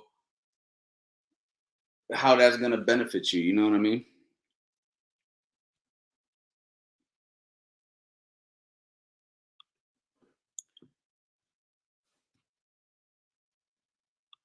He said, "How do he join?" All right, I'm gonna tell you what right now. I'm gonna put the link right here in the chat. All he gotta do, all you gotta do is click that link and pull in here. All you gotta do is click that link and pull in here.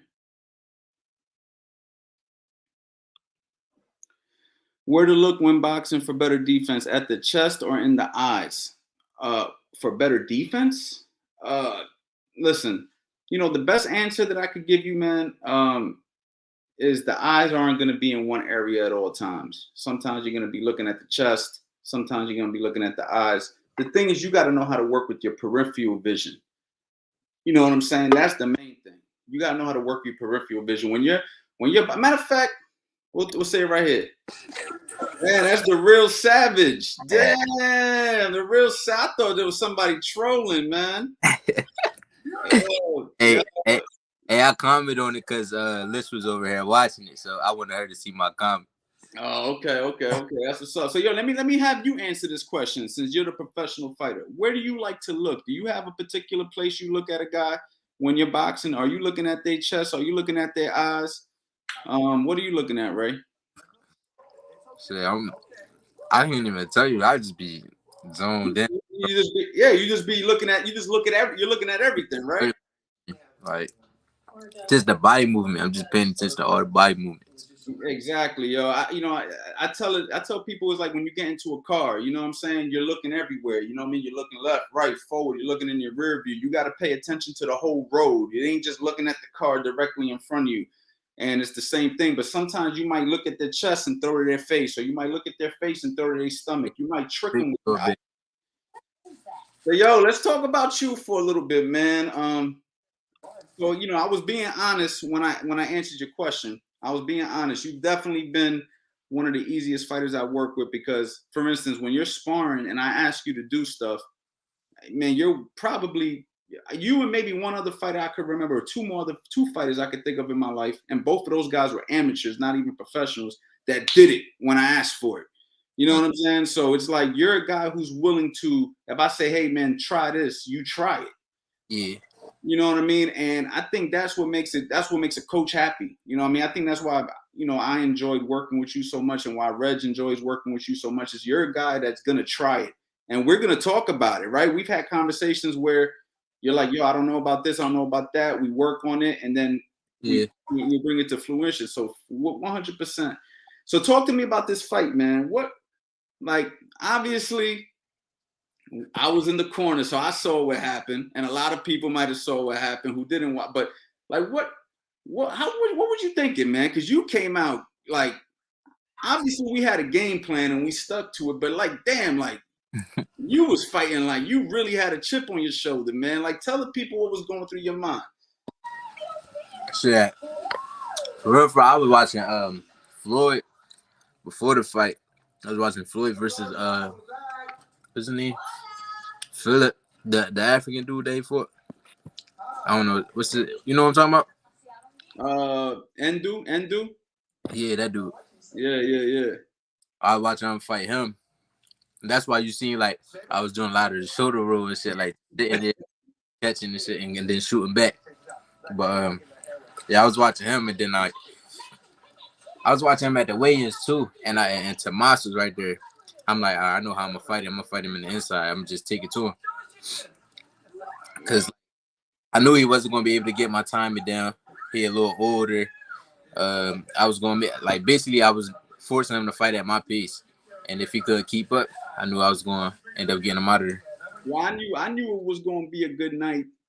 As soon as the bell rang, the way you stepped right to his body, you stabbed him to the body with a jab, you threw something, and you let him know, bing, as soon as the bell rang, I'm here to fucking fight.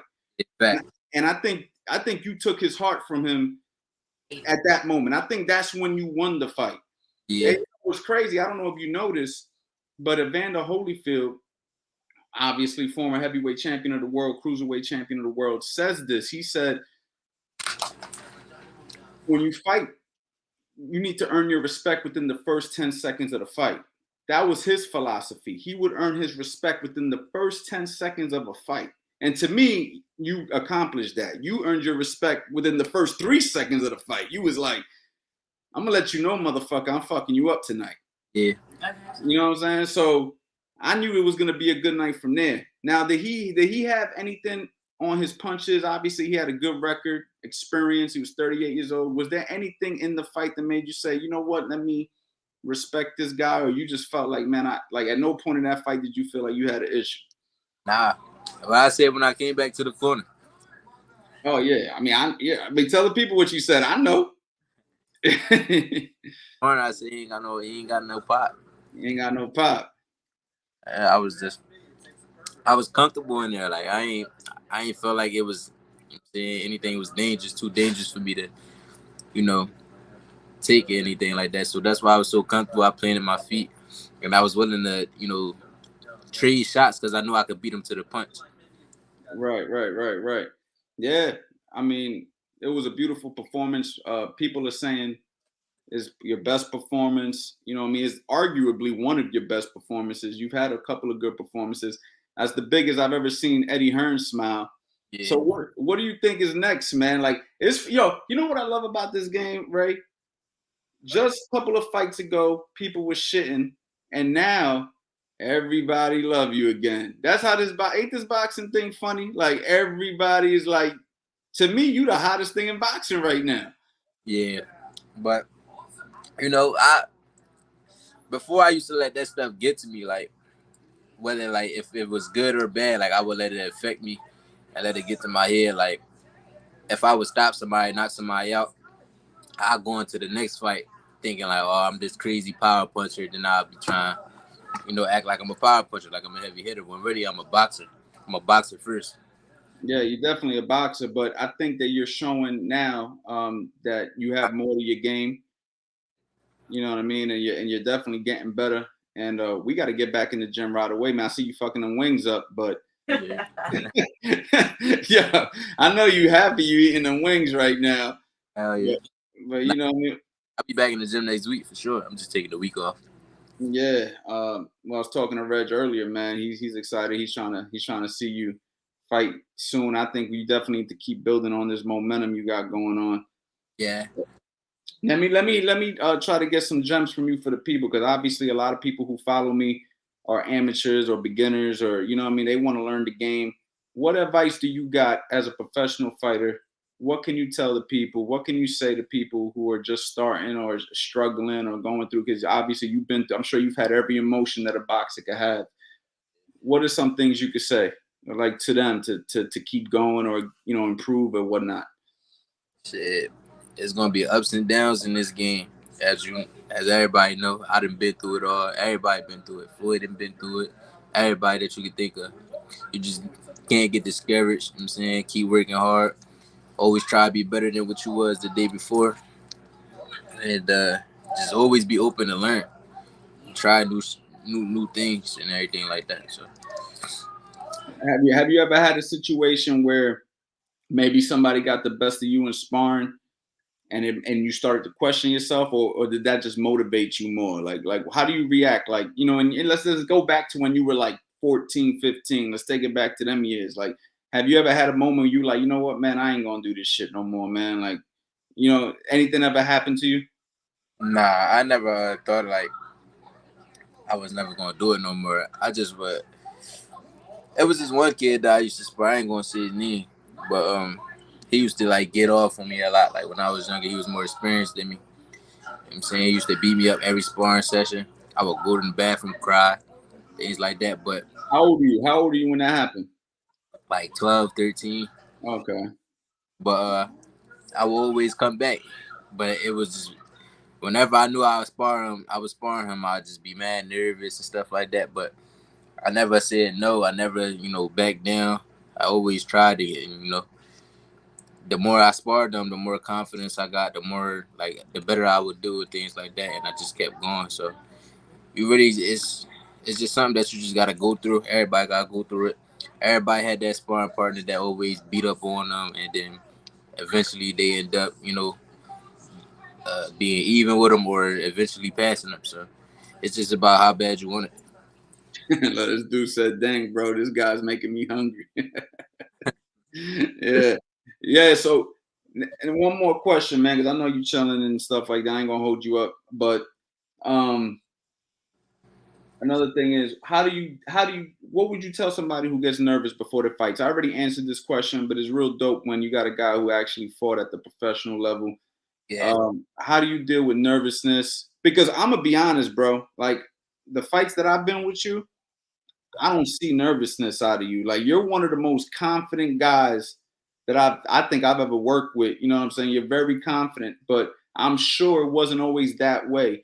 What what goes through your mind, and how do you control your emotions before a fight? Nah, I get nervous. Like I ain't gonna sit here and say I don't get nervous. I get nervous for sure. Like when I'm quiet and stuff, like how you say I don't show it. Like when I'm quiet, that's when I'm processing everything that's about to go on. I'm getting myself in that mood. I'm dealing with nerves at that point too. But I'm just talking to myself in my head like I've been here before. He not better than me. He can't beat me. Um, and I'm just going over the game plan. I'm going over every scenario that can possibly happen that go on in the ring. How I'm going to handle it. It's just you just gotta be mentally strong and don't let everybody get nerves. You just can't let the nerves get to you. So how's that feeling? Like, especially now, like the zone, right? When they separate the coaches and then they got you on that ring walk now, it's like that. You're by yourself, they playing your song. Like, tell people how that feel. Like, I say to myself, damn, I wish I was a boxer so I could do that shit, man. Like, what's Yeah. that feeling like when you on that runway and you step out and they playing your favorite track, you see the crowd cheering and all that, the ring there, obviously there's somebody in there who want to whoop your ass. What's Yeah. going through your mind at that point? So when I'm in the back and like my opponent, because I see my opponent walk first, like I get to see him like make his entrance because I'm right behind him. Y'all just don't see that, but my opponent walk first, and then like I'm thinking like it's go time. Like I'm here, there ain't no going back. And then once my music come on, they announce my name, the nerves just go. And then like the music get me turned up. Then when I see my people in the crowd, if my people there, if I see them in the crowd, they get me more turned up. And then like once I get in the ring, it's just like, all right, we been That's like, it's lit now. yeah, yeah. I know that war got to be exciting. So it's got to be an adrenaline rush, man. I mean, everybody get it though, so it's just about not letting the nerves get to you. A lot, you get some people who let the nerves get to them, and they talk themselves out of fights and talk themselves out of the, out of the competition, basically. Instead of just embracing it and going with it.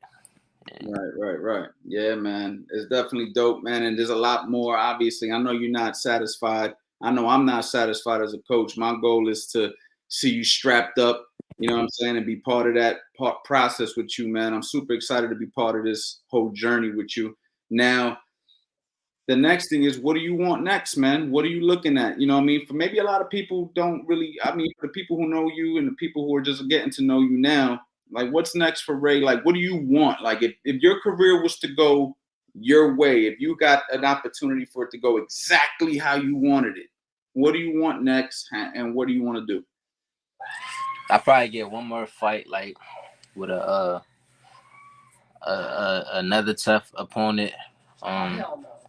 Probably like try to fight like the same way a little bit, like sit there in the pocket a little bit more and just get more comfortable working on different things. Cause I was really at practice my last fight. Like I was in there working on things. No, And hold on. Did you just say you was practicing in your last fight? yeah, Yeah, I heard him, right? He said he was practicing. All right, cool. So continue. so I know I'm about to get to that level now where I'm fighting like heavy hitters and bigger competition, fighting on the bigger stage. So I basically was just seeing what I could get away with and what I could do in there. Cause I know what I can do in sparring, but sparring is different. You in a fight, you got them little eights on and no headgear, so it's a little different. But after me fighting how I was fighting, Oh shoot. You got a black screen, lost you. can you hear me? Yeah, yeah, yeah. Uh,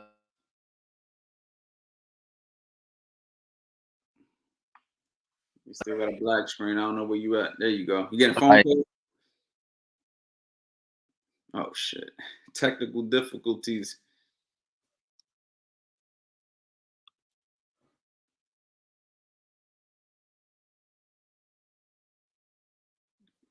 Nah, I ain't got no audio.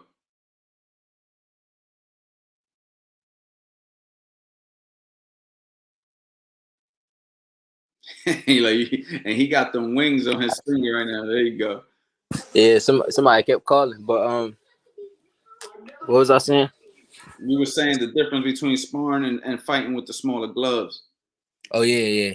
So like before, I used to be like real cautious, cause it's a different ball game. I'm used to fighting with a headgear or sparring with a headgear and things like that. Coming from the amateurs, but when you get into the pros, it's like you gotta get your feet wet a little bit. You still, gotta get comfortable with getting hit with little gloves. You're getting hit with by a grown man. You remember, mind you, I turned pro at 19, so How old are you now? How old are you now for the people? 23. Yeah. So I'm just now. I'm like I feel like I'm a man now. I'm starting to come into my man body, and I feel like I could take a little bit more. So I'm gonna sit there a little bit more and just trust in my defense. But like I said, like when I was fighting on Saturday, I realized it really wasn't that much of a difference. Still got to be sharp on defense because, like I said, it is smaller gloves and things like that. But you just got to believe in yourself, trust in your defense, and that's what I did. I was in there having fun. I showed that I really wanted the stop bitch, the knockout, and basically what y'all seen was just a little small portion of what I could really do. A small portion of what I be doing in the gym when I'm sparring and things like that. So the more now that I see what I can do and how comfortable I was in there, y'all gonna see a lot more of that going on. Me being more aggressive, me sitting in the pocket more, and even with you when we was working on using the shoulder more and not being like balled up on the ropes and things like that. You told me to turn my body a little bit. catch and then slip and keep my eyes on my opponent so I can come back. And it's harder to come back when you squared up and got your hands locked. So People have that misconception. I tell them that all the time. In theory, it seems safer to be like this, but when you're in the situations, it's sometimes it prevents you from being effective offensively. You don't see shots. You get hit with body shots. You know what I mean? There's a lot of things that happen when you lock up like that. Even though there is a time for it, a place for it. right, I think that and I think that's just from a lack of confidence and not knowing how to adjust. You know what I'm saying? right, yeah. Nah, but definitely like I had fun my last fight. That's what I'm gonna say. I had fun. We still high on it, man. Me and Reg was talking about it earlier. I said, yo, I'm still high on that victory. I ain't even going front. Like I'm still like it just happened. I'm super hype about it. Super proud of you, man. I'm telling everybody about it. I'm showing everybody. I even showed my grandmother. I got to show you the video. My grandmother was mad happy. You know what I'm saying? And she, you know what I mean? She's like, oh, I'm so happy he won because I ain't call her that night. She's like, I didn't know if he won because you didn't call me. I said, nah, he won. And that's the main thing. I had people calling me before the fight saying, hey man, so how you think your boy gonna do? Should I put money on him? I'm like, hell yeah, you need to put. I see. What I tell people is this: what I like about you, Ray, and I ain't gonna keep on gassing you up. So don't think I'm gonna keep gassing you up. You know what I'm saying? But what I like about you is what I tell people about you is you a real fighter. And there's certain people that I've worked with over the years that I have that confidence. Like for instance, we went up to go spar Jermaine Ortiz. I wouldn't have been confident to do that with some of the other guys I've worked with over the years. I'm not going to say no names and disrespect guys, but I just feel like they wouldn't have been able to just get on the road and go spar a guy of that quality. You know what I'm saying? Right. I was confident that you could do that. I'm confident really to box you against anybody. You know what I mean? I think with the right amount of preparation, the right amount of time, there's not a person in your division or close to your division that we wouldn't get in the ring with. You know what I'm saying? So I think that that's one of the things I look for in a fighter. So you got those things. As long as you stay focused, yeah, you're good. The only person that can beat you is you, champ. You know what I'm saying? I've been told you that. Nah, you ain't lying for sure. You know what I mean? So yeah, man, I'm gonna let you do your thing, bro. I appreciate you coming on here, man, and maybe I can get you on here another time again so we can chop it up some more. Yeah, for sure. I got you. Let people know how they can follow you, how they can find you for those people who see this late or for the people who well, when you get out that black street, they blowing you up, bro. See, this is what happens when you start winning, Ray. This is what happens, bro. This is only the beginning. How can people find you?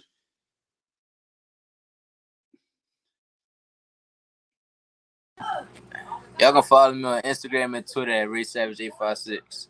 Ray Savage 856, man. Appreciate you, my boy. All right. Talk to you later. Yeah, man, that was a super dope surprise. Didn't even have I wish Ray would have told me he was gonna come on my live. I did a whole special with just Ray, man. So Ray, if you're still watching this, we gotta do another one of these, man, where people know, because we just did this live an hour and 37 minutes in, and we got Ray Ford to pull up in here by surprise, not planned. An hour and 37 minutes into this live, or an hour and like 15 minutes, because we've been on the thing for like 15 minutes. But that just goes to show you guys why you don't want to miss out on No Days Off November. Big shout out to Raymond Ford. Obviously, that's a fighter that I'm working with right now. Super proud of him, man. In just 2 fights of me working with him, man, there's been extreme growth. The kid is dedicated, and that's what I look for, man. If I can get a couple of more Ray Savages, probably won't, but if I could get a couple of those in my in my stable, I should say, I might get trainer of the year one of these years. You know what I'm saying? Because remember, it's the fighters and the trainers working together that make success happen. It's not just the trainer, it's not just the fighter. It has to mesh, it has to work together. So big shout out to Raymond Ford, man. I see you, man. Professor Cuts, what's up, CA? My boy, man. I really appreciate you.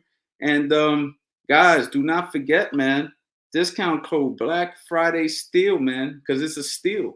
Let me show you how much of a steal it is.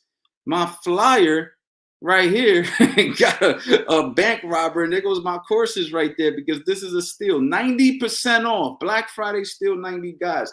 If you guys don't trust me by now, I've been doing this for over a decade.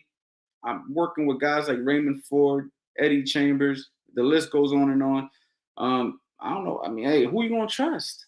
Who you gonna trust? If you don't trust me, who you gonna trust, man? That's what I want to know. Who you gonna trust, man? Who are you gonna trust? You gonna trust that other guy that won't even answer your questions when you reply to him? You know what I'm saying? I answer everybody's questions, man. Let's go, man. You know what I mean? And oh, yo, that's dope. My pro debut this Saturday. Work hard for yo, Professor. That is dope. Um, that's super dope, man. Super proud of you, man. Matter of fact, get your ass in here. Get your ass in here, man. Come talk to me, Professor. Come talk to me, man. Put the link right there. Put the link right there. Come talk to me, man. I'm proud of you, man. Come talk to me. Look, man, that's how we doing it tonight. That's how we doing it tonight, guys.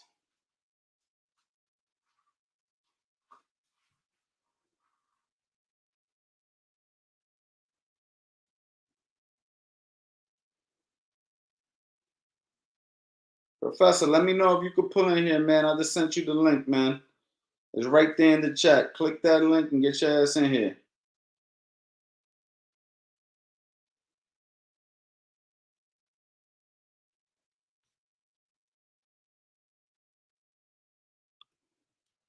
Jersey on the up with the boxing, Brick City. Big shout out to Jersey.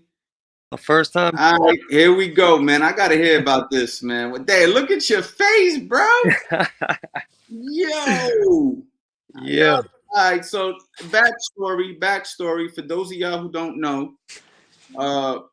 Professor Cuts, well, you got your name right there, Limas Victor. Yeah, that's my boxing page. Okay. On He's a Instagram. barber, a super dope barber. And I used to live in Florida, and I still go to Florida to visit because I got a lot of family down there and stuff like that. And I went to my favorite barber shop, and the barber that cut my hair is right here. And he was telling me, like, you told me without me even telling you who I was. You was like, yeah, I'm a boxer. I had like 60 amateur fights. And then I was like, oh, yeah, I'm in the boxing too, or something like that. And then we connected, and it just so happened that, you know what I mean, we've kept in touch all these years. And now you going pro. Talk to me. You was a lot heavier when you cut my hair. Man, I was huge. I was like when I cut your hair, I was like 213 pounds, 215 pounds. How tall are you? 5'5". 5'5". Okay. So you was heavy. You was definitely heavy. I was heavy. Talk to me about your boxing. Talk to me about your boxing history, and then talk to me about what has led you to go professional now. How old are you? I'm 34. 34. 34, man. You know what, man? Man, this is another guy that I should do a separate episode for, but whatever. We here. But I'm gonna tell you this. I feel good. I feel better than I did when I was fighting when I was 16, 15 in amateur, 17 years old. I feel amazing. All right, so talk to me. How did your boxing journey start, and what led you to where you are now? How did you fall off, and how did you get back on track? All right, so my boxing journey started. I was at the park playing some ball with some of your kids, and they would always be bringing these bags with these shoes, and I'm like, man, why you always bring these extra shoes? Why you always bring these extra bags? And they're like, oh, because after we get done playing basketball, we go over here to the boxing gym and we box. I'm like, man, that's what I'm looking for, because this basketball stuff is not me. You know, I'm short, so I'm like, I just play for fun and try to do what I can do. So show up at the boxing gym, started training there. I had a background where, I had some family members that boxed, and my dad, he showed me, he used to show me how to fight and stuff like that. But it really kicked it off was me at the park with these young kids. And now I went to this gym called Crown Boxing Club at in Lansing, Michigan. And then from then on, it just took off. And then I just started fighting amateur fights. Felt good, man. It was like the best feeling, to win some fights and to take that journey. And then my mom, she passed away, and that really took like a bad turn for me. I just was in the streets and just trying to, be somebody I wasn't. And then moved to Indiana because my grandmother gave me the opportunity to go to school, to barber college. So I took the opportunity, one of the smartest choices I could have made, and became a barber. And then just stopped working out, stopped boxing, just everything. And just fell off, man. But I've always loved boxing. Like, boxing has been like, it's embedded in my heart, man. Like, I could not get rid of that itch. So the years go by. I was supposed to turn pro through this gym called 1 in a Million. knocked my weight down, and then the gym flopped, and then the pro card was like canceled, and that really discouraged me because of all the hard work that I put in. But I just kept training, kept working out, and then I got into like this weightlifting thing, little phase, and then after that I just like gained all this weight, trying to be big and trying to be something that I wasn't. I wasn't nobody built to trust that, and I just got fat and just, man, it wasn't good. And then come to now, I have a son. I have a son. He's 8 years old, and I started training him when he was like 2 or 3 years old, and he turned out to be just amazing. He's like, I'm super impressed with the videos I've seen of him, man. You've done a good job with him. thank you. And I showed him a lot of your videos. I Right. showed him a lot of your videos, and I'm always, I'm not the best coach myself, man. I'm still learning myself. So he just recently won his fight, by the way. No, So, congrats, congrats. What's his name? Leonidas Limas. Okay, So, big shout out to him, man. How many yeah, fights you got now? he just got one. He just turned 8. Okay. So Oh, dope. first fight he won, and I I just better remember the name because he's 8 years old now. Before you know it, we're gonna look back. He's gonna be 18 years old, and he's gonna be freaking coming out the Olympics. Well, I don't know if we're gonna have the Olympics no more, but he'll be a professional. We're gonna be like, yo, remember that live you did with Coach Anthony 10 years ago? yeah. Is it gonna be worth something? You know what I'm Oh saying? yeah, man, for sure, man, for sure. That's how life works. You feel I me? definitely see him going the distance, man, for real. Right. But in the meantime, with me training him, I had caught my little fire, and Mm. I started, getting back into it, started working, and then I came across a buddy of mine that started working out with me. He used to be like a boxer, so he started working the mitts with me. I think you've met him before, Yeah. Manasa. He started doing the mitts with me, and we started just working out constantly together. And I just got this fire just kicked in, boom. And I'm like, I gotta get a fight. I gotta fight. And then we met. We came over here to Hammond, Indiana, at Hammond Boxing Club, and I met a coach called. His name is Coach Mark Cheers. Mark Cheers. He coaches fighters like Alex Martin, Mary McGee, and other fighters like that. So I started working with him this past like year and a half, 2 years, and he's raised my level like up there. And yeah, now I'm sitting at 145. My fight this Saturday is at 140. I feel good, man. What did you do to get the weight off with your diet? What did you do diet wise? Man, a lot of research, a lot of research, a lot of questions, a lot of test drives, and like trying to figure out what works for me. Um, as far as the diet, man, I just like, I know I kept falling off, but my work ethic was actually keeping me going. But during this camp of me getting ready for this fight, I started like getting more information and how to I up more of my protein, lower my carbs, started eating a lot more complex carbs instead of like bad carbs. I got my times where I slip, but I try to stay as focused as possible. That's what's up, man. So where's your pro fight gonna be? And where's that? Yeah, where's it gonna be? Indiana? Yeah, Gary, Indiana, at the McBride Hall on Texas Street. Listen, this is perfect timing. You fight Saturday. After you fight and win on Saturday, I want to have a follow-up video with you. We're gonna talk about your fight. If you got any film, Oh that yeah, I'm gonna have it. chop it up with us, show us the success. You know what I'm saying? I just gotta salute you and say, congratulations on all the success, man. I know this is something that you've always wanted to do, and you're doing it. And at the end of the day, you're showing people that even at quote unquote an older age, you Hmm. can still accomplish bucket list goals or whatever goals you have for yourself. And you're gonna do great. I know you're gonna do great. So I'm excited for you, man. Thanks, man. My main goal is to, I really want to take this as far as I can go for the little bit of time that I have left, and just put my everything that I have left in for this boxing. I'm just gonna give it all, and really set the tone for my son. I don't want to I don't want him have no excuses when it comes to this fight game. So Yeah.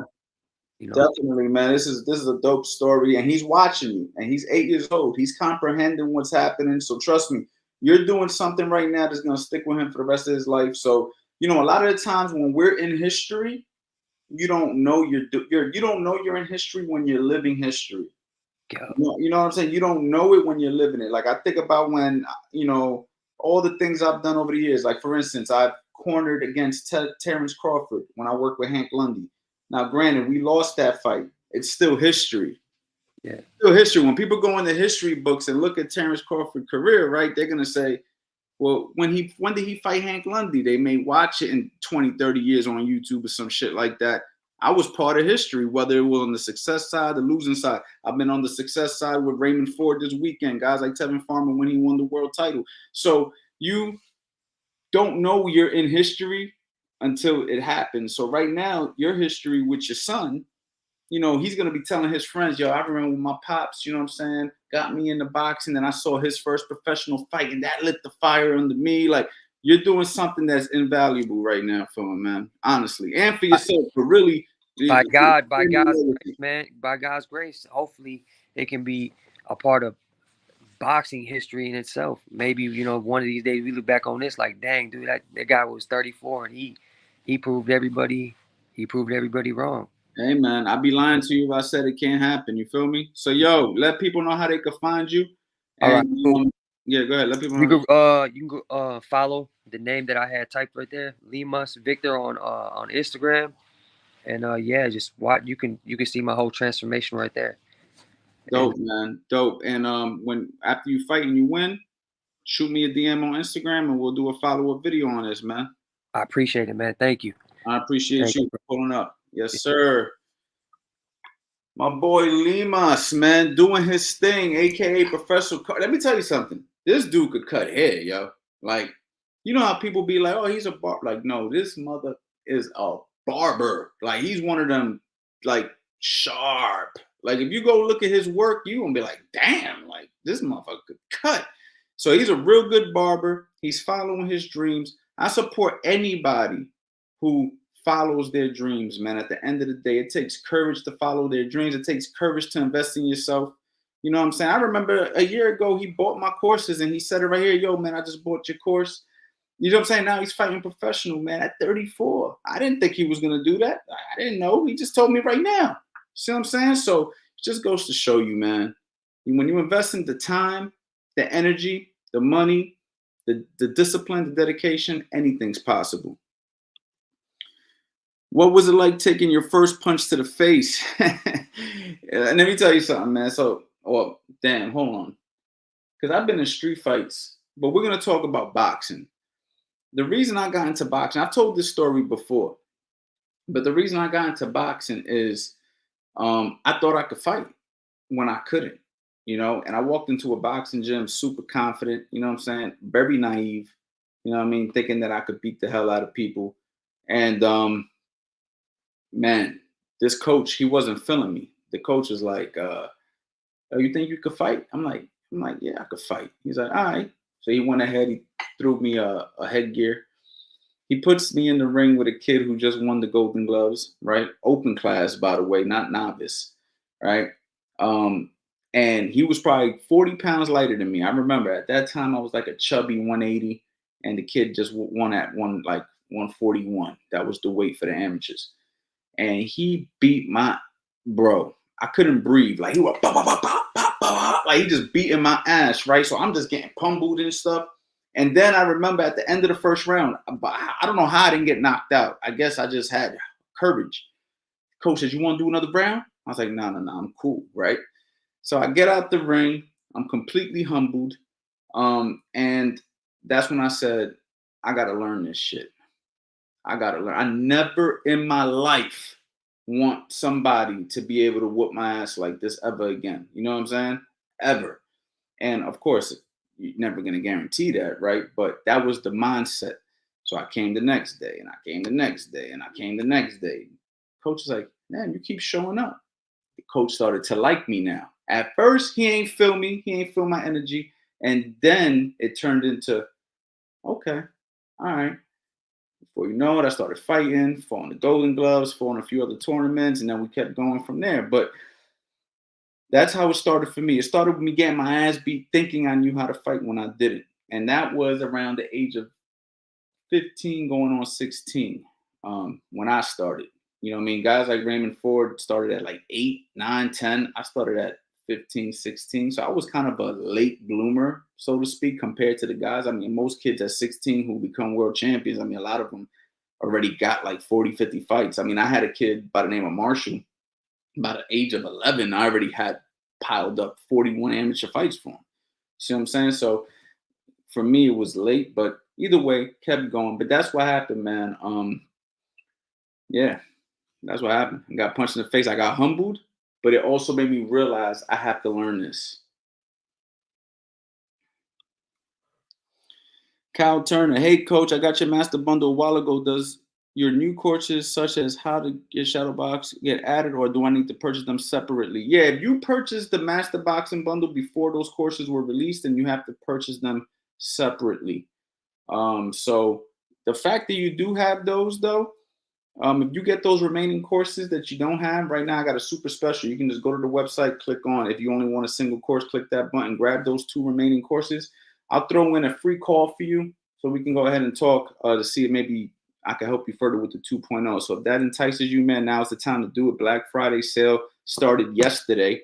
And what was messed up was when I started the Black Friday sale, it was crazy.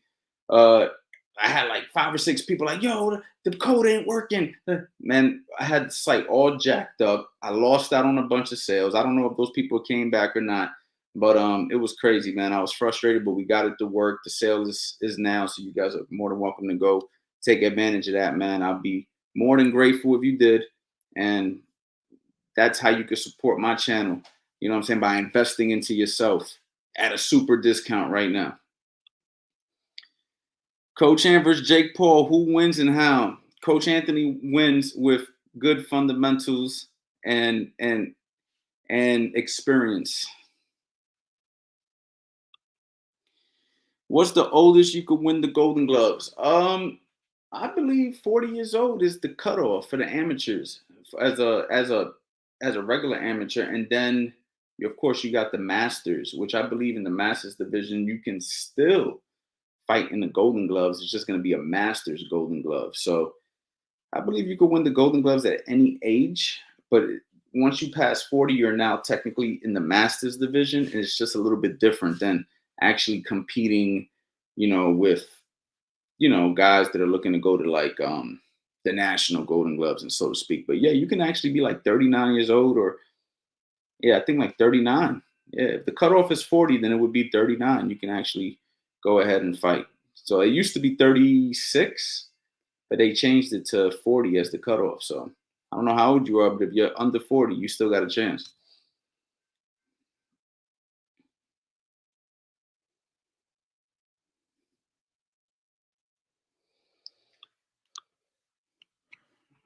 Hello, thoughts on leading with a left straight cross instead of a jab? As a southpaw, I'm not sure that the jab is the most important punch. Well, for one, you could definitely lead with the straight left hand as a southpaw. Okay, that's a great move, beautiful move. I mean, we do it all the time. But if you don't think that a jab is effective, if you don't think a jab is effective as a southpaw, watch my fighter Raymond Ford. Watch his last fight against Richard Medina. Watch that fight. Okay, because this fight, Ray was practicing, as he said earlier, right? He was practicing his inside game, right? But watch Raymond Ford versus Richard Medina. All right, I'm gonna reference my own team, home team, on this, and watch how he utilizes the jab as a southpaw. The jab as a southpaw is extremely effective. It's all about how you utilize it.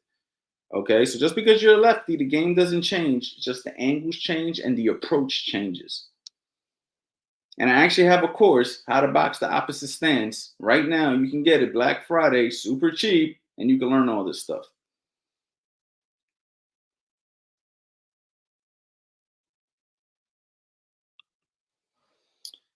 Is it too late for a 30-year-old to have a solid amateur record? I'm decent, just missing some key parts on the inside. I mean, I just said that the cutoff is 39 years old. So, I mean, depending on how you take care of your body, depending on how serious you take the sport, you get what you put in. So, yeah, you got 9 years to do something. So, yes, you have enough time. You got 9 years. 9 years is a long time. Okay. So, but again, as an older fighter, you need to take into account your body, how you feel. You need to train properly. You got to put the pedal to the metal. You can't bullshit with it. I mean, we just had my man Limas, who is fighting his professional fight at 34 years old. So yeah, man, it's definitely an opportunity for you if you're serious. But you got to be serious though. Can't lollygag with this shit. Been following CA with since those Tevin Farmer days. I knew you'd take over this YouTube boxing scene, man. I appreciate you, man. I mean, I don't know if I took it over, but one thing I'm definitely doing is trying to provide you guys real, no bullshit information, man. And I'm hoping that you guys are getting value from this. If you are, press the like button. I've been on here for 2 hours, y'all. I promise y'all this. I promise you guys this. Last week when I was doing lives for 10 minutes, 15 minutes, that I would eventually make it up and do some longer lives. Yesterday we did a 2-hour live with Eddie Chambers. Today we did a 2-hour live. Had a couple of guests, surprise guests on here. So guys, hit the bell notification so you guys don't miss out on anything. So when I do go live, you guys can be part of it. Ben Holt, my son gets stuck off center. My son gets stuck off center after slip.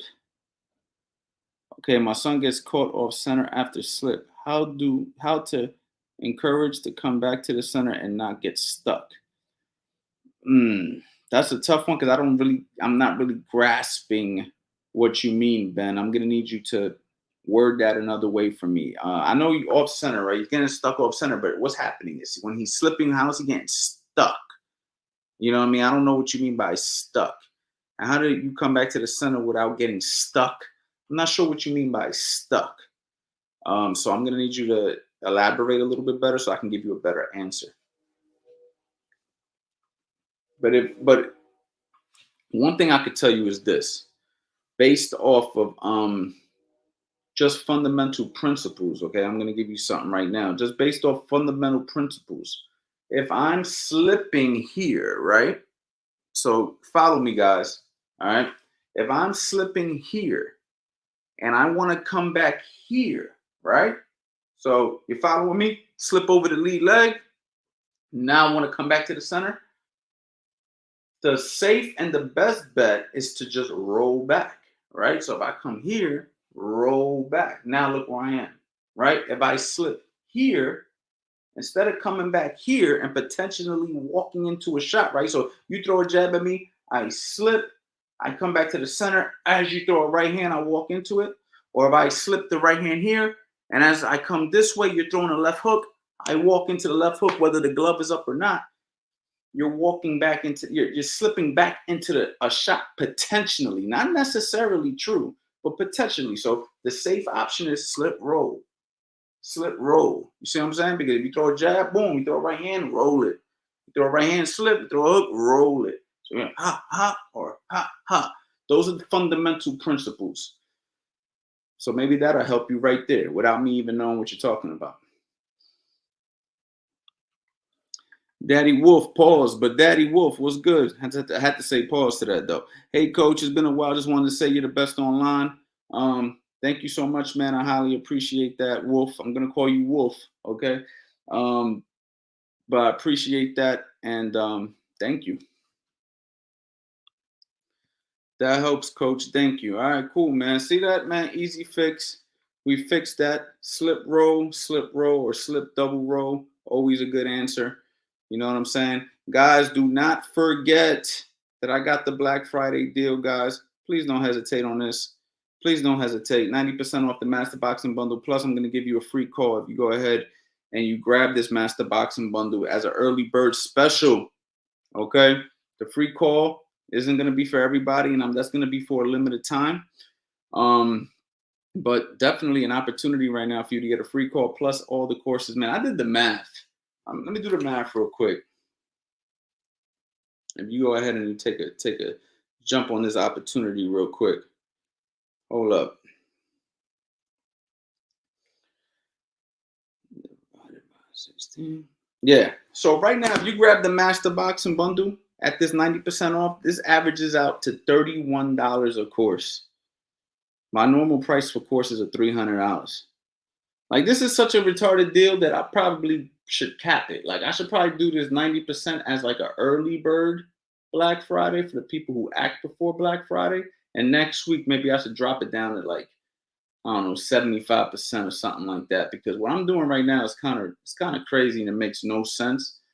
But again, guys, I do want to help y'all. I might change my mind, honestly. I really might. I think 75% sounds reasonable. You know what I mean? I don't know anybody else doing it. Go search around to your favorite YouTube boxing coaches, see what kind of sales they got going on right now. And let's see if their quality can meet my quality, and let's see if their price can beat my price. Like, usually it's like the less quality, the cheaper. But in this case, it's like the better quality is cheaper than the shit that costs more money. There's like I'm doing business ass backwards right now. Honestly, I should be charging more. But anyway, man, it is what it is. I love y'all. I appreciate y'all. Send that link, coach. All you got to do is go to coachanthonyboxing.com, champ. www.coachanthonyboxing.com. Okay, and use the discount code Black Friday Steel 90. Matter of fact, I might be able to put it right there in the chat for you. Hold on, I don't know if it works this way, but anything that can help my people get there faster, let's do it.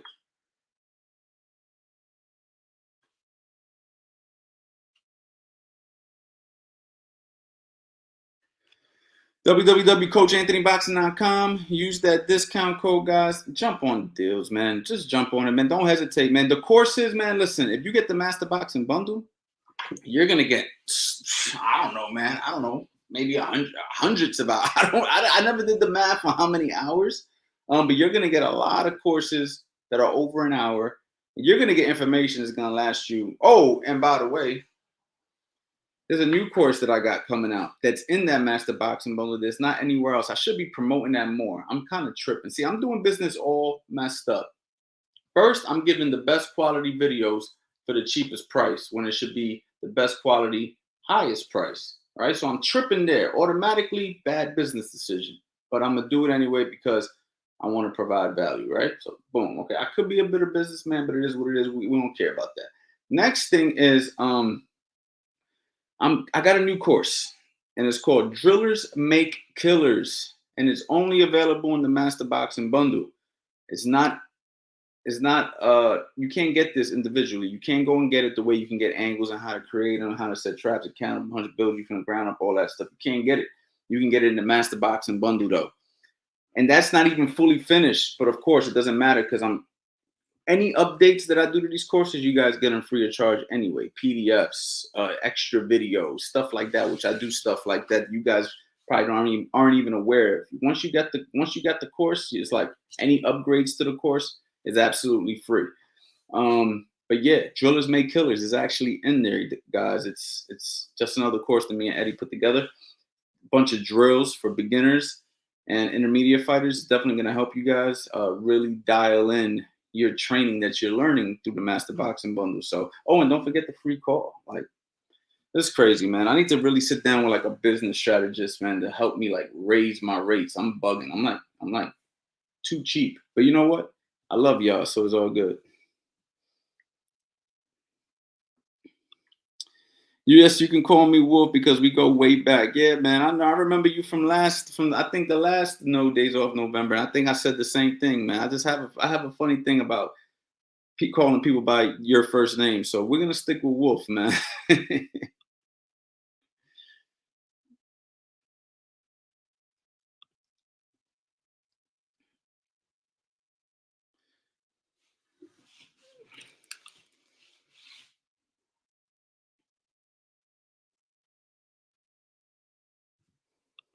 What did you feel taking your first punch? Didn't I just answer this question not too long ago? Are you the same guy?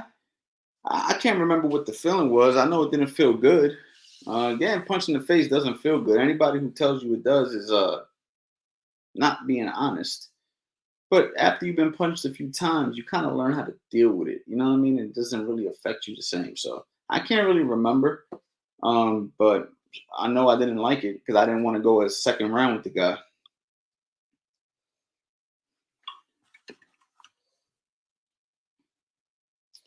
But yeah, guys, I think I'm gonna cap it here, man. We've been on this live for 2 hours and 9 minutes. I'm gonna get back on here tomorrow.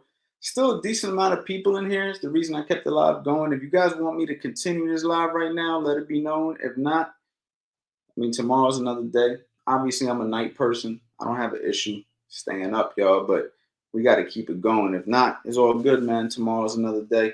Guys, go to the website, CoachAnthonyBoxing.com. Use Black Friday, still 90.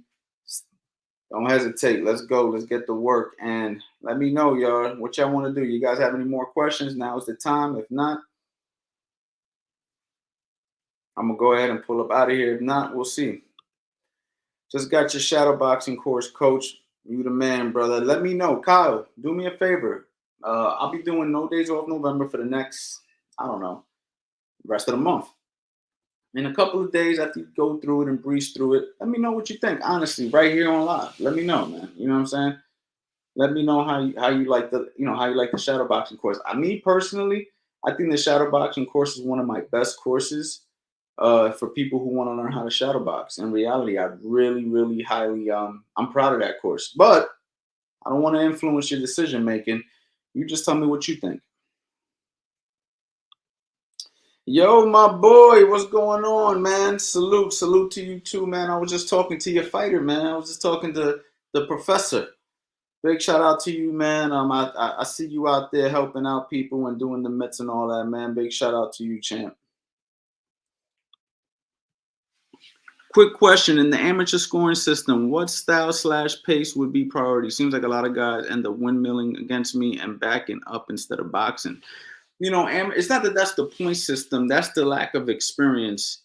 And then of course, when you're only fighting three rounds, you got to get as many punches off as you can. So the problem with boxing is when you're in a rush, I should say, or in a hurry. You know what I mean? You don't think things through, and sometimes the amateur system right now shouldn't be much different than the pro system, but the issue is you only have a limited amount of time. So you have to make things work in a short period of time. And then when you have inexperienced guys going at it, typically the form and the technique starts to fall apart. As guys get better, you'll see guys thinking things through and actually looking really sharp. So, that's what happens, man. Lack of experience and lack of time, is usually what influences the decision. Now, back in the day, it used to be just like pop, pop, pop, like a real amateur point system.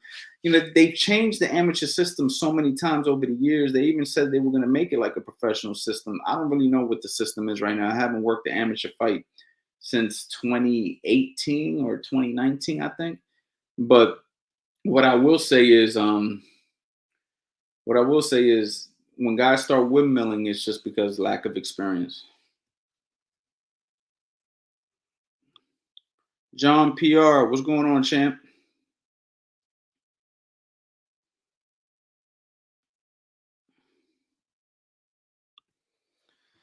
How do you help a southpaw that's getting hit by a hook? The same way I help a righty, champ. We either roll under the shot or we block the shot. You know what I mean? Or we circle away from the shot, or we shoulder roll the shot. There's just different things that we're gonna do. The fact is, we're gonna defend the shot. You know what I mean? You got to know how to defend the shot, man. It's just the same way when somebody's throwing a left hook against the orthodox fighter, or if a southpaw is throwing a right hook against an orthodox fighter. You just got to know how to defend these punches. You got to know how to deal with these punches. So no different. It doesn't matter if you're a southpaw. You know what I mean? A lot of southpaws think like there's this secret sauce for southpaws. There is strategies for southpaws, but the approach is the same. You learn how to deal with certain situations. Mad respect to you, man. I appreciate that, champ.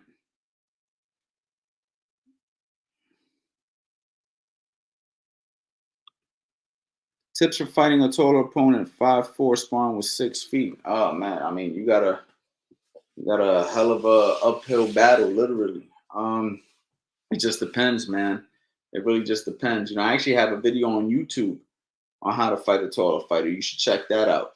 But There's a lot of different things you could do, man. You could be super aggressive. You can use your head movement to get close. You can use your jab to get close. You go to the body, chop the tree down. You know what I mean? But the thing is, you have to make sure you can actually do these things. So I don't know what the skill level is of this taller fighter that you're fighting of, the experience level. There's a lot of factors that come into play. But being the shorter fighter against a taller fighter is difficult, but you have your own set of advantages as well. And it's all about who can make their advantages work for them. Think Mike Tyson versus anybody in the heavyweight division back in the day. He was the shorter guy, but he used his advantages to his strengths. So you just have to know how to use your advantages that work for you. You know what I mean?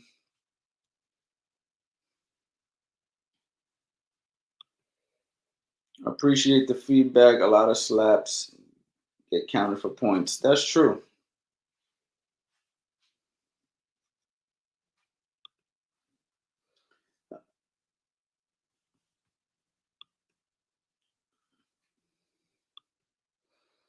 I'm done boxing for 2 years and always struggled to visualization and having an opponent in front of me. So hoping this will help. Yeah, it definitely will help, man. And if you use it with the other courses that I have, it'll help even more. And also your own experience, man. How do you get experience? You got to go through stuff. So as you develop in your boxing and you go through certain things, it'll be easier for you to visualize. Until you go through certain things, though, you're going to have to focus on form, technique, and whatever experience you do have. You know what I mean?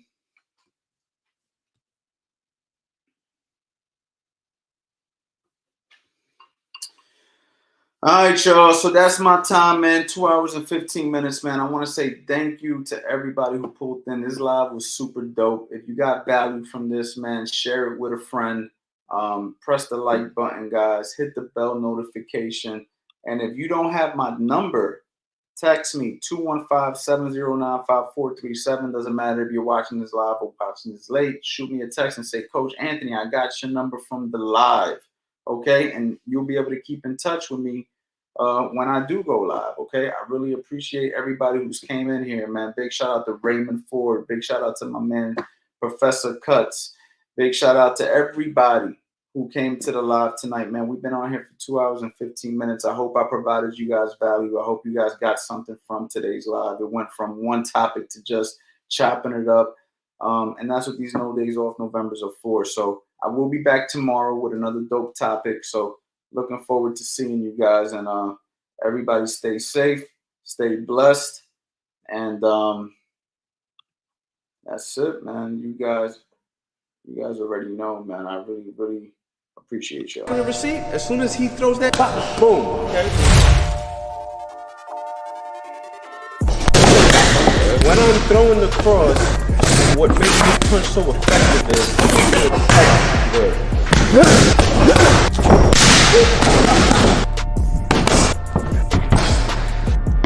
now this is super advanced again, guys. This isn't for the beginners.